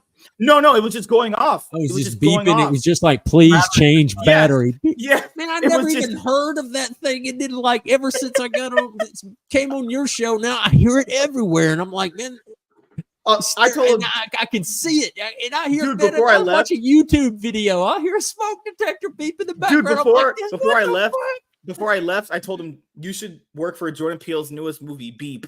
And I just left. Beep. A black man couldn't have a show with me because the smoke detector was going off. That might be the most I'm still- stereotypical shit ever, man. I'm still trying to figure out where that originated from because I'm just now been hearing about it for the past. I now couple noticed it. months. I didn't notice it before. Oh my god, John, do you know if you want, John, have you ever went to any black person house and noticed a smoke detector going off? No, I don't go to black people's houses. I mean, that's generally MSK's rule as well. It makes sense. Okay, No, Scott the Adams. the lore and the stereotype comes from after a battery in a smoke detector starts dying, you hear a beep every about like 35 seconds to tell you to Okay. change it. It sounds like that. Yeah. And this is primarily heard in the background of the homes of MSK. black people. Yes. Well, no, actually K-Dot. what's the joke? Is the joke that they're just They or to just change the batteries? Or? It's like they don't hear it. They don't hear it and they don't notice, so they refuse to. And They then just Oh. adapt to the sound You and it just do. goes off. No, it's just And- that black women are so loud they can't hear it. Yeah. There's that too. But I Okay. mean, this has as been caught. As a Jew from New York, I take offense because we're just as loud. Here's the thing. Yeah. I've This heard- has been I caught. don't They know. were interviewing a young woman on CNN, and she's in her home. They have the whole and you just hear it going off constantly. And then people just started talking, like especially people that do like tech support, phone type jobs, credit card, any kind of over the phone customer service. It's like you would Yeah. have somebody call in and you would just hear it constantly. And then it just got brought Yep, to it's the attention, thing. and nobody's correcting the problem. Okay.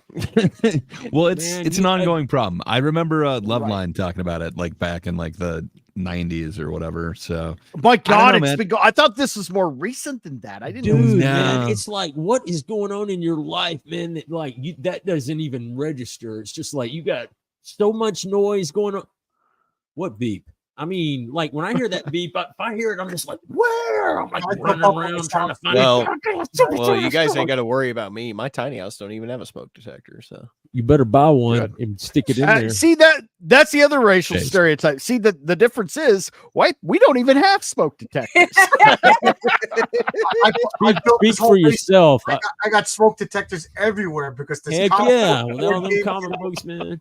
I got fire extinguishers on the walls. You know what I mean? Dude, with that comic book cave you've got, I don't I blame would you. have that too. Iron, I got a go buy a dehumidifier, smoke detector, I got you moisture detectors. You know what I SOB, mean? man. I've Didn't your got mom them. tell you to get a smoke detector when she was down for 2 weeks? She should have been like, "Where's the smoke detector in this place?" My mom would have been the first thing. I have smoked it. I was just trying to make a joke, but you know. Okay, good. Go get us. No, literally, this No, place does that. I've lived in tiny apartments without smoke detectors. So Iron might be making the joke, but I've lived it. Nah, I'm they're living not it up right to now. code then. Nope. Yeah, my first move is usually No, they were No. not. you gotta unplug it.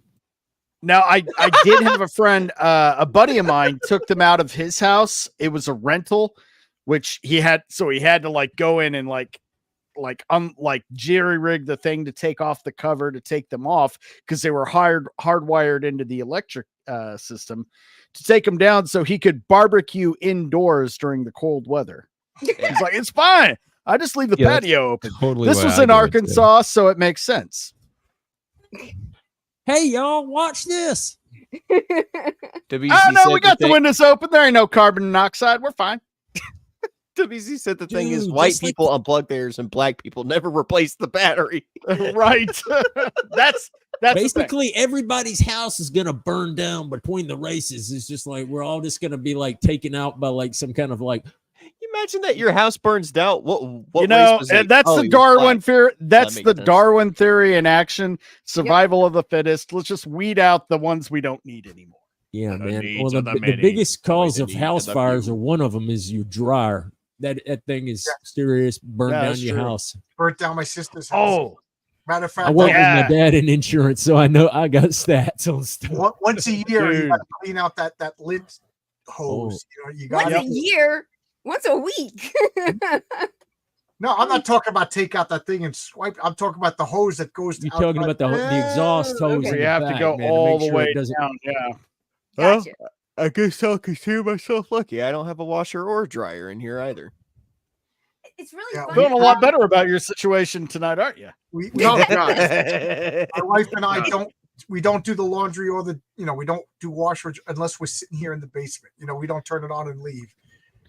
Yeah. That's like you do never. What's interesting trust. to me is a lot of places internationally, whether it's first world Europe or not so first world other places, most people don't have dryers. Most people use clotheslines. A lot of them have washers in their homes, but they do not have dryers. Well, that tripped me out. I watch Outlaws. We didn't have a dryer. I didn't think I was introduced to an actual dryer until I was about 9. No, I'd say like between 7 or 8. But yeah, it was always I had to help my mom or my grandma hang the fucking clothes outside on the thing. And if it was raining, they had a thing in the garage to hang them up. It was just what we did. Okay, boomer. No, I'm just joking. Yeah, man. I'm kidding. It's the 80s. Fuck off. I was like, know. You ever watch anime? Man, I'm watching Outlaw Star, right? Super advanced in the future in a spaceship. And dude is hanging up his laundry. I'm like, what the fuck? You got a spaceship and you can't build a dryer? No, There's something to the smell from it smells like laundry on a outside and clothesline. crap, man. When you hang it on a No, it smells like clothesline. sunshine and clean, dude. It's great. sunshine No, and it's clean. not. I was I was living in a place. I was living in a. I'm gonna disagree with you, Gray. No, and like your shirts are like extremely stiff. Yep. Yeah. Yep. And Who they doesn't smell like a and they hard smell shirt? like, Like man, a let me used tell you something. condom. I don't know. Maybe I have romantic memories, or I've got nostalgic memories of like every summer when we would go to like this cabin.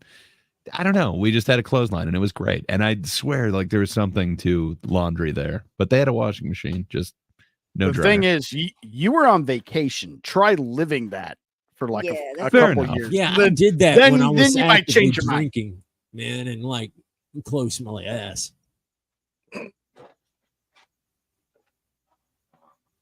Fair enough. Well, we've had a great night about. Yeah, I gotta go to bed. Yeah, we're head out of here anyway. I had to go to bed too. I gotta get up for work in the morning. So we'll start outros. Let's start with Diesel. What you got planned coming up, man? Well, hopefully Sunday, me and Iron gonna be starting Space Jockeys. It's 7 p.m. Central. That's 5 p.m. avocado time. So avocado time. Tomorrow should be on Common Nerds channel. I think we got some comic book creator. We got something going on.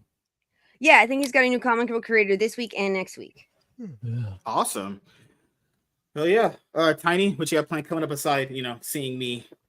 Well, along with Diesel, I should be on Jesse the Common Nerds Winding Down Wednesday show tomorrow evening. On Saturday will be episode 3 of Nate's campaign for taking us to the evils of Barovia.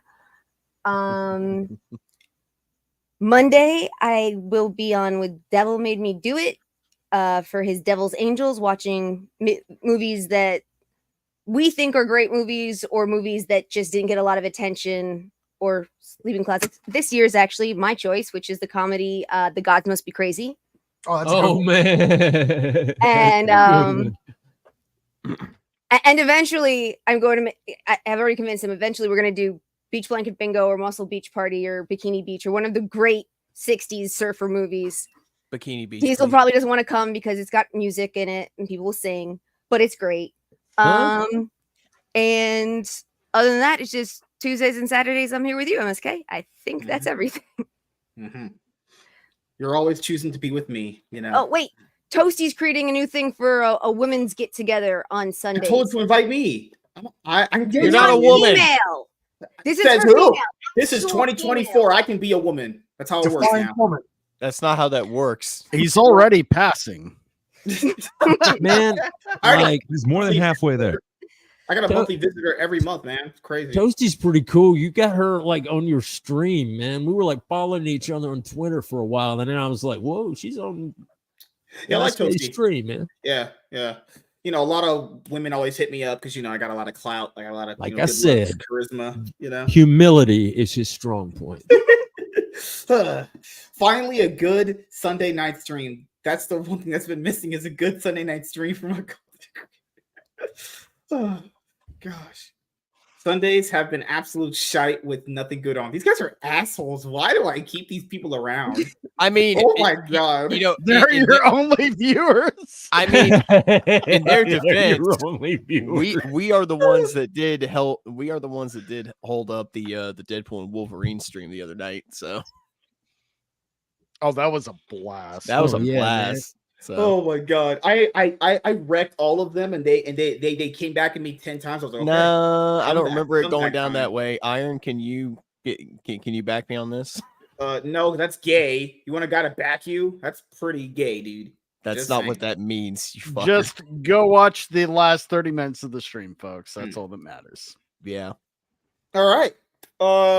Gray. Not Gray. Fucking hell. Nate. Jesus. Fuck. What you got? I was like, damn, he skipped me. Shit. I was going to. Of course you were. No, like Tiny said, episode 3 of Curse of Strahd is going to be live Saturday at 6 p.m. EST. I'm hoping everyone's going to make it there. Iron is probably going to jump into the mix. He's been. I thought you were keeping that a secret. Well, Selena kind of let it before when you weren't on. No, Selena let the cat out of the bag. So, the cat out of the bag. Yeah, man, you never kept a cat in a bag. No, I'm not mentally deranged. I'll go lock her in the closet with the padlock for 2 hours. I don't worry. Oh wow, wow. You got a water. If you know her and believe that, then you got a spray bottle with water that you say no.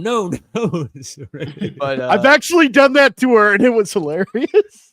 That was great until she came at you with some. I was the one actually holding the closet. I was the one in the closet holding the door shut, though. That's she couldn't get me. Stream was fun.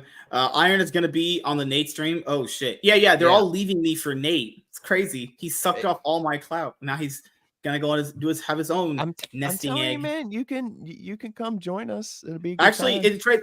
It's not that I don't want to. It's that I actually don't want to. I think it's not something I care for. I'm too tired after Saturday, dude. Saturday, I'm already working, getting anally fisted, and I come home, I take a 30-minute nap, and I talk to you, Cloud Chaser. So, yeah. But yeah, Iron's gonna be there.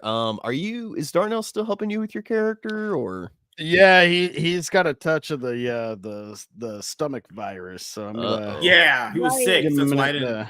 Yeah, hope Darnell feels better. Actually, Yeah, which one of the kids? Yeah, if I need to home? create it on my own, I can figure it out. now all we you need should- is a good Tuesday stream. Fuck off. should- all you you guys can just fuck off. Just You should shut be able up. to get on D&D Beyond, and it'll just step by step tell you how to, or hell, just watch some videos on how to do it. I mean, there's tons of tutorials on how to do it.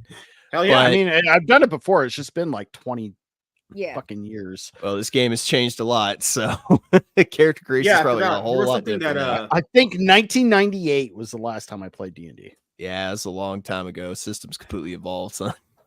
Oh, great. There's something I'll talk to you later on. I'll DM you about. There's something we talked about doing, but we didn't have time for it. So maybe now you'll have free time for it.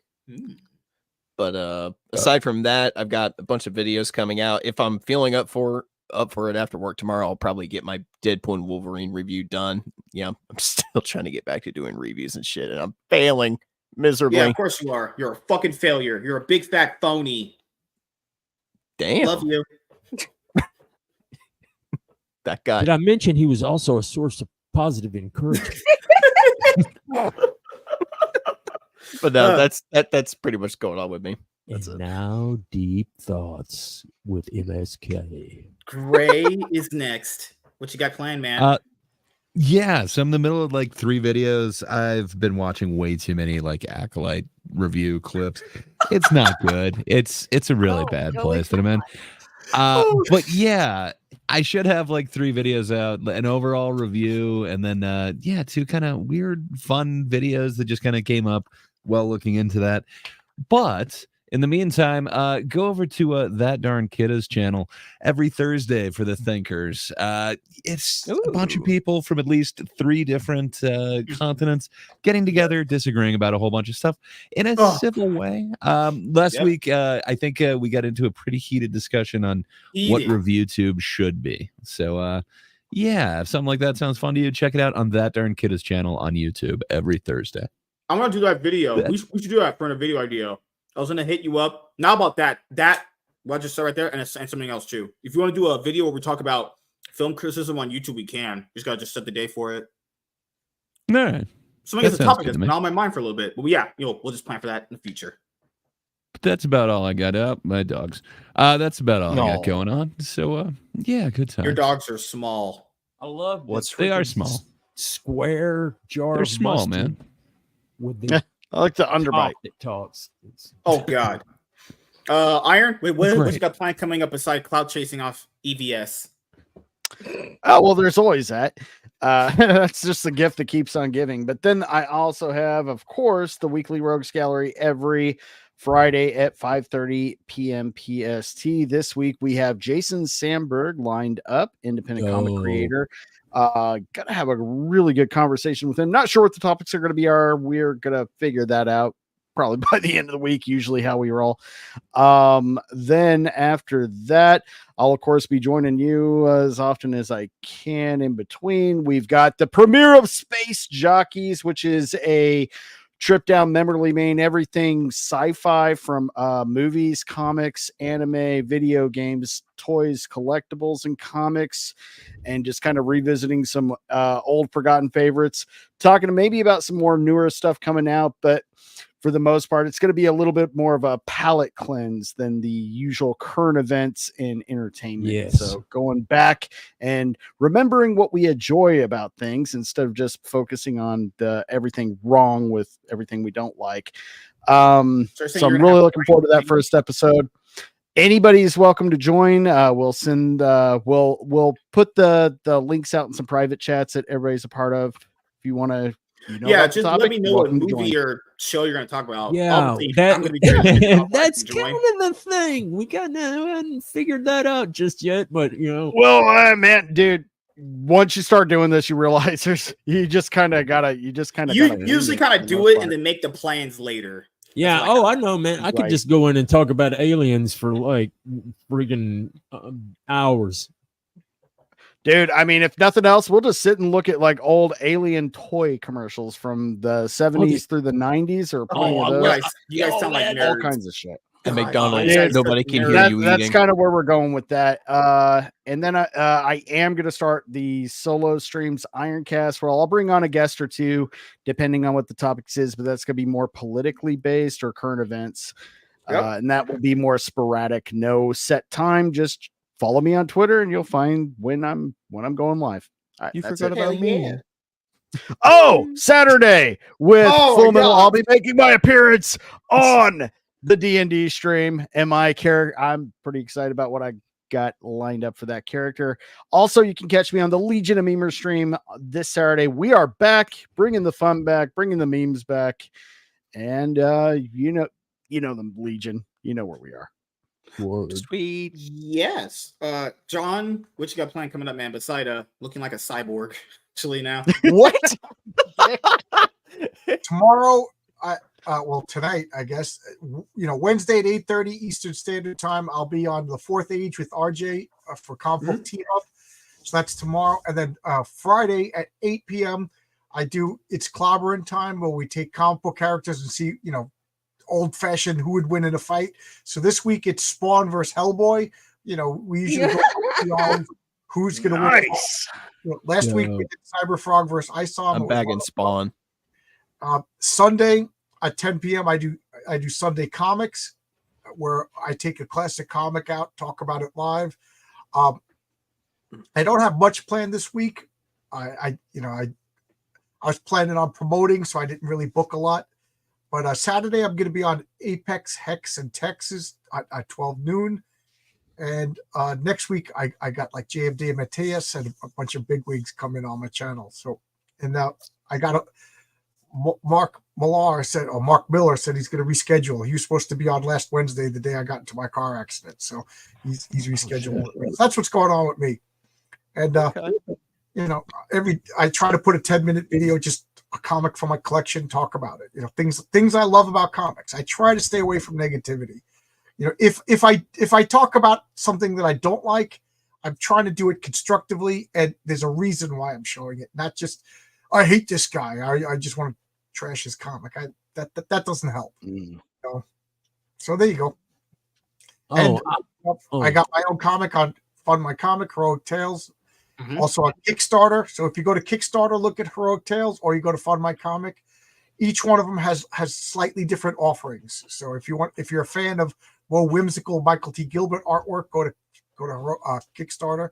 If you want to get just some cool superhero, like Pat Broderick, and then when Kickstarter's done, I'm going to do Indiegogo with Mike Gustovich cover. So that's everything I'm doing. One thing I just want to point out, that you are an absolute total badass for coming on with a broken neck, dude. Bad freaking ass, man. Well, I'm not in any pain. I can still talk. And what else am I going to do? I'm not allowed to drive. I'm not allowed to do anything. You know what I mean?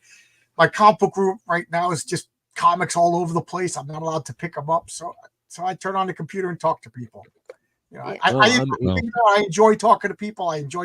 You saw how I was quiet when you guys were talking about politics, and then as soon as we talked about comics, I got all animated. Man. I enjoy. I like the fact that you're gonna focus on like the positive stuff. That's kind of where I got so burnt out on just negative stuff. I was just like, let's talk about cool stuff. Right. We all got into comics because we like them, and now every time I go on YouTube, every time I go on Twitter, comic book people are fighting.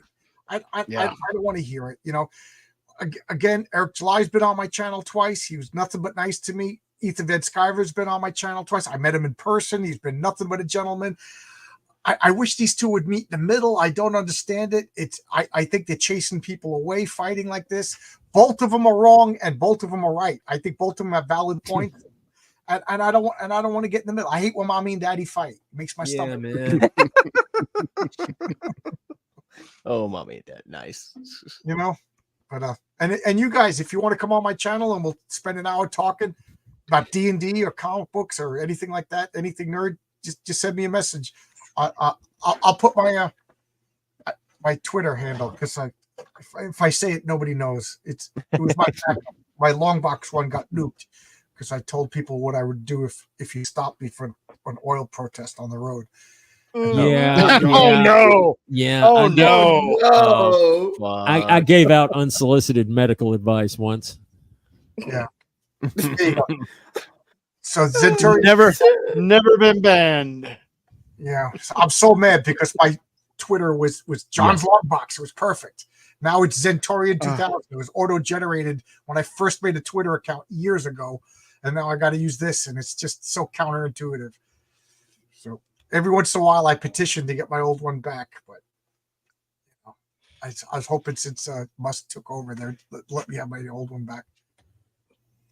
But I'm afraid to log out because I don't know if I'll be able to log back in.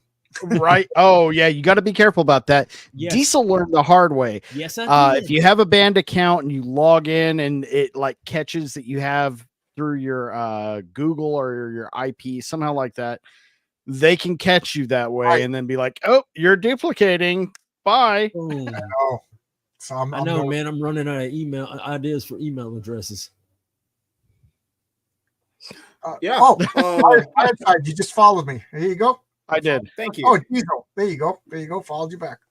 Yeah. Nice. You know, I got to go to bed, guys. Yeah. No, we're about to wrap up right now. Even if I can't provide, see you later, man. Have a good night, dude. See you later. You know, if I can't provide backers, I can provide you cloud. That's what I gave you. Was that a joke? No, you never know with him. What he says I'm is, not. That's a good one. Hey. None of us are entirely sure sometimes. That hurt my feelings. God. as it should. Poor pitiful you. God, man. I hate all you cloud chasing fucks. All right, see you, John.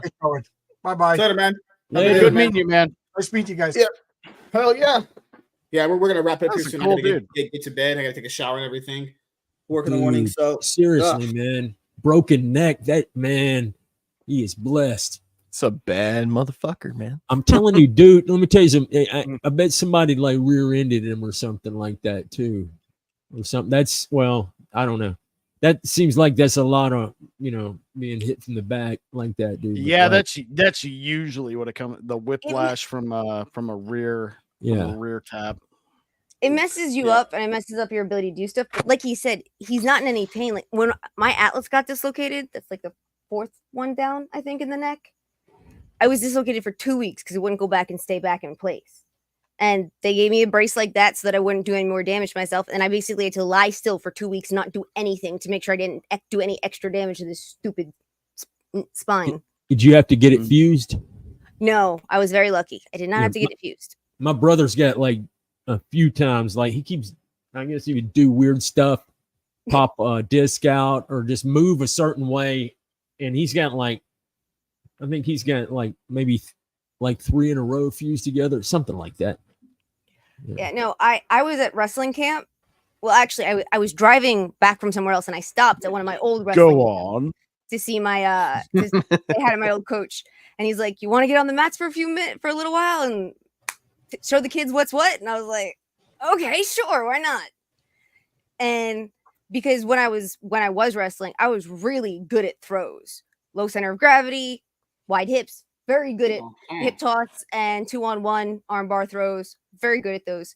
So coach actually had me go work with some of the heavyweight guys, and I'm coaching them and everything's fine. And then one of the guys says, I think I got it. And I walk over and say, all right. And I say, show me. And I met with his partner, of course. He didn't get that. He grabbed so he you. grabbed me, and he tossed me, but I weighed so much less than him that it re-rolled over and I landed on my neck and he landed on me. And my atlas got dislocated. That's why, man, I know, dude. Like all the surgeries I've had, man, I hate soccer. I was playing soccer on the weekends. Tore my ACL. I hate the fuck out of that sport. That was my first injury, and it just cascaded from there. Fuck soccer. I'm sorry. I can't see Tiny walking up to this guy and going, okay, yeah, show me. He just grabs her. No, wait a minute. Wait. Just grabs her. I need to find a video that perfectly represents that. Hold on. I know where it is. I'm sorry, Tiny. All I can think about is It's always fun at camp though, because I went to the Naval Sounds Academy like hell. and I went to Ken Chertow's camps. And at Ken's camps, there's a girls' camp inside of the boys' camp. So there's like anywhere between, depending on the year, anywhere between like There's a 8 girls' and 15 camp of us. inside the boys' camp, man. I bet people are hooking up left and right. That man accidentally turned Tiny There into were- an L for There real. were somewhere between 7 and 15 girls, depending on the year, and there were always at least 300 guys. Wow, man, Wow. that's the beginnings of a friggin' one of them movies with a couch or something. You know, there's a couple. There's Sounds a like couple. MSK's fantasy. There's a couple wrestling schools here in North Carolina.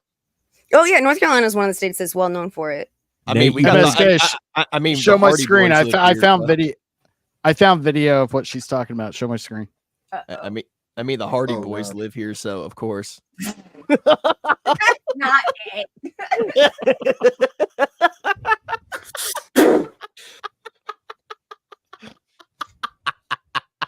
I'm sorry.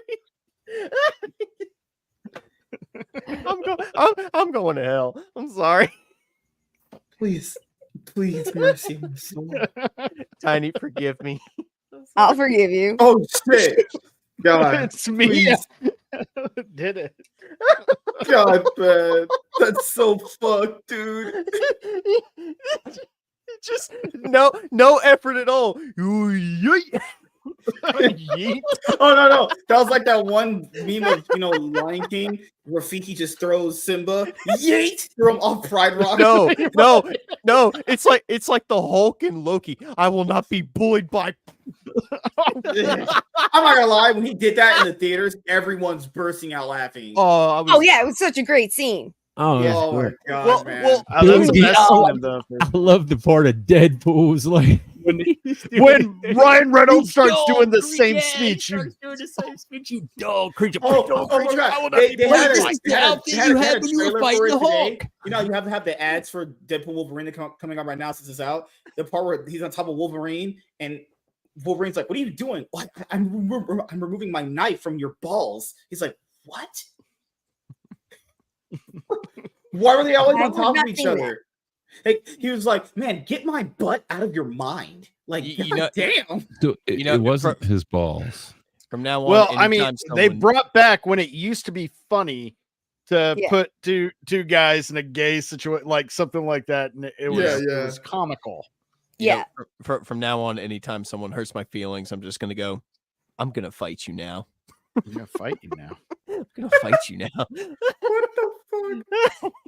dude. Ryan Reynolds did some of his best acting behind that mask, He just staring straight, not saying a fucking word. Yeah, man. It's like you could. He. Just Who says you can't emote with a mask?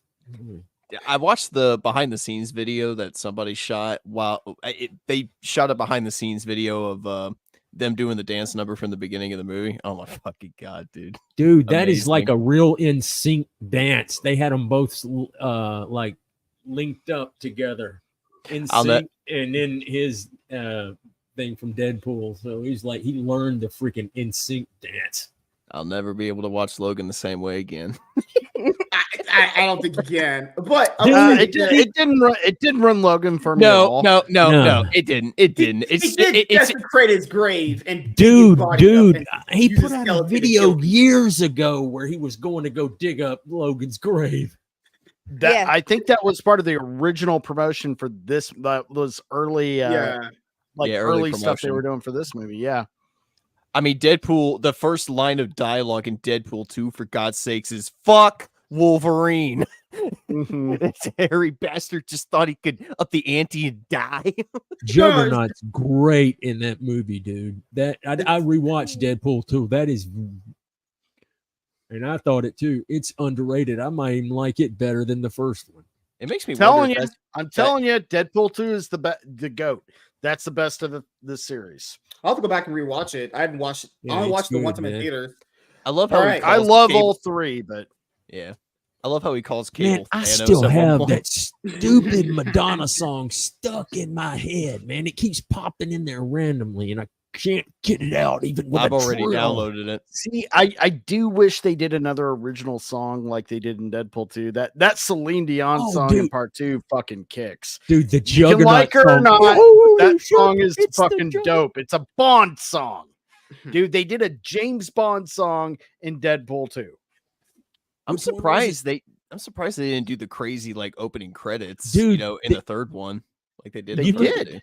You remember the Juggernaut song in 2, where it's just like, oh shit, there's the Juggernaut. Oh shit, yeah. Fuck you up. That's Ryan Reynolds too. Of course it is. I'm not kidding. Deadpool 3 and Guardians 1 have the best opening bits when he's doing the in sync dance and when Chris Pratt's grabbing the aliens and doing the singing. God, both you like dancing banger man. opening bits, man.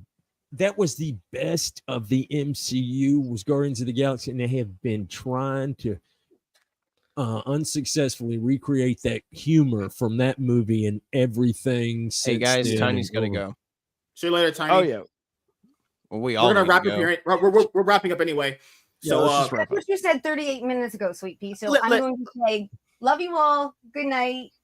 Good night. Peace. Awesome talking Talk to to you. you later. That's not happening. Woo! Thank God she's gone. Guy time. Here we go. Hell yeah. The fucking broad's Jonas gone. K, what's your favorite movie It's dance? It's bro time. If you watch Adventure Time, you know what I'm talking about. Or no, His regular favorite show. movie is Bros. The fuck? No, bro. Do you remember? Did you ever watch a regular show? Yeah. You remember the bro time? The fucking Axe body spray with the fucking weird. It's bro time. It's The wrap up continue. Yeah, I have to head out myself. I gotta head out, but no, I would say right now, go watch Deadpool and Wolverine. That's a movie that I would honestly pay to see. But I always say those kind of things. When new movies come out, just go and if you can watch them for yourself. That's all you got to do. You yourself can only decide if your purchase was worthwhile by however you get whatever enjoyment you want out of the movie. But I'm just counting them 16 days till Alien Romulus, man. I got a good feeling about this movie. Yeah, dude, it's the next one I'm excited about. This week coming up, I'm watching M. Night Shyamalan's Trap. We'll do an open spoiler discussion on Sunday, 7:30 PST, like we did with Deadpool and Wolverine. After my League of Legends podcast, if I can't get to that, then I'll just do it later, like I did this past Sunday. I have a channel update video coming up, and I'm just uploading the podcast episodes for the C9 show to Rumble, and then the new episodes are going to the podcasting platforms currently right now, and new content is dropping, and we are 9 subscribers away from hitting 1,000 subs. So yeah, that's everything going on with me. I've been just spending the entire day getting so much content done, and then people want the Chris Tyson video. It's done. I had to edit it, and good to go to put it out. That's it. So I'll talk to Gray. I'll DM him about some ideas I want to use him for. Nice mustard man. That'll be putting my hand all inside that mustard and dipping my fingers in and moving them around. Giving him a whole fifth of my hand inside of his jar. Stop. I start watching the freaking mustard thing, and I'm just like, it's square. And it looks like the lid is square. How does that work? And I just start getting, I'm like, yeah, how does that before we go, one last thing. Katie did Dog Bitch, tried to upload an hour of Matt Barr's content without even transforming it like she did with other people, and he claimed it. Good. Fuck her. Hell, yeah, fuck that bitch. Matt Barr's a badass. I love that Who dude. are you guys talking about? Oh, you sweet summer child. An animal enthusiast. Yeah, this is what she always does. I mean, to be fair, Elsa does the same thing, but she doesn't upload like full hours of stuff usually. It's usually like 15 minutes, broken up in clips, leaves the links to subscribe to the people in the description box below. Katie doesn't even do that. If you're going to take someone's content, at least link where it comes from, you fucking bitch. Like, it's stupid. This is why women shouldn't vote, man. Dumb fucking broads, dude. Women doing I that. feel like you might be holding back, MSK. It's okay. We're all friends here. I want you to tell me exactly how you really feel. Just smile. Just saying, women don't deserve opinions. The moment we started giving them opinions, society started falling apart. It's just what it is. That's just facts. So yeah, thank you guys for checking out this episode of the Iron Man podcast. Selena said she'll be a Wednesday top G tomorrow, along with one of you guys. I think is going to be on there too. I think Nate is going to be there after work, so we'll have to see what's going to happen. Yeah, so I can't count on that, Cloud Chaser. So we'll probably have Wednesdays are the worst day in the week. Fuck off. So They really are. we'll have me, Celine. I think Darnell should be feeling better by tomorrow. He'll be on there. So yeah, we have some banger content coming up for you guys. Thank you guys for your continued support. Have a great week coming up, and we'll see you guys on the next episode of the Iron Man podcast. Have a great night, everybody. Peace. Deuces.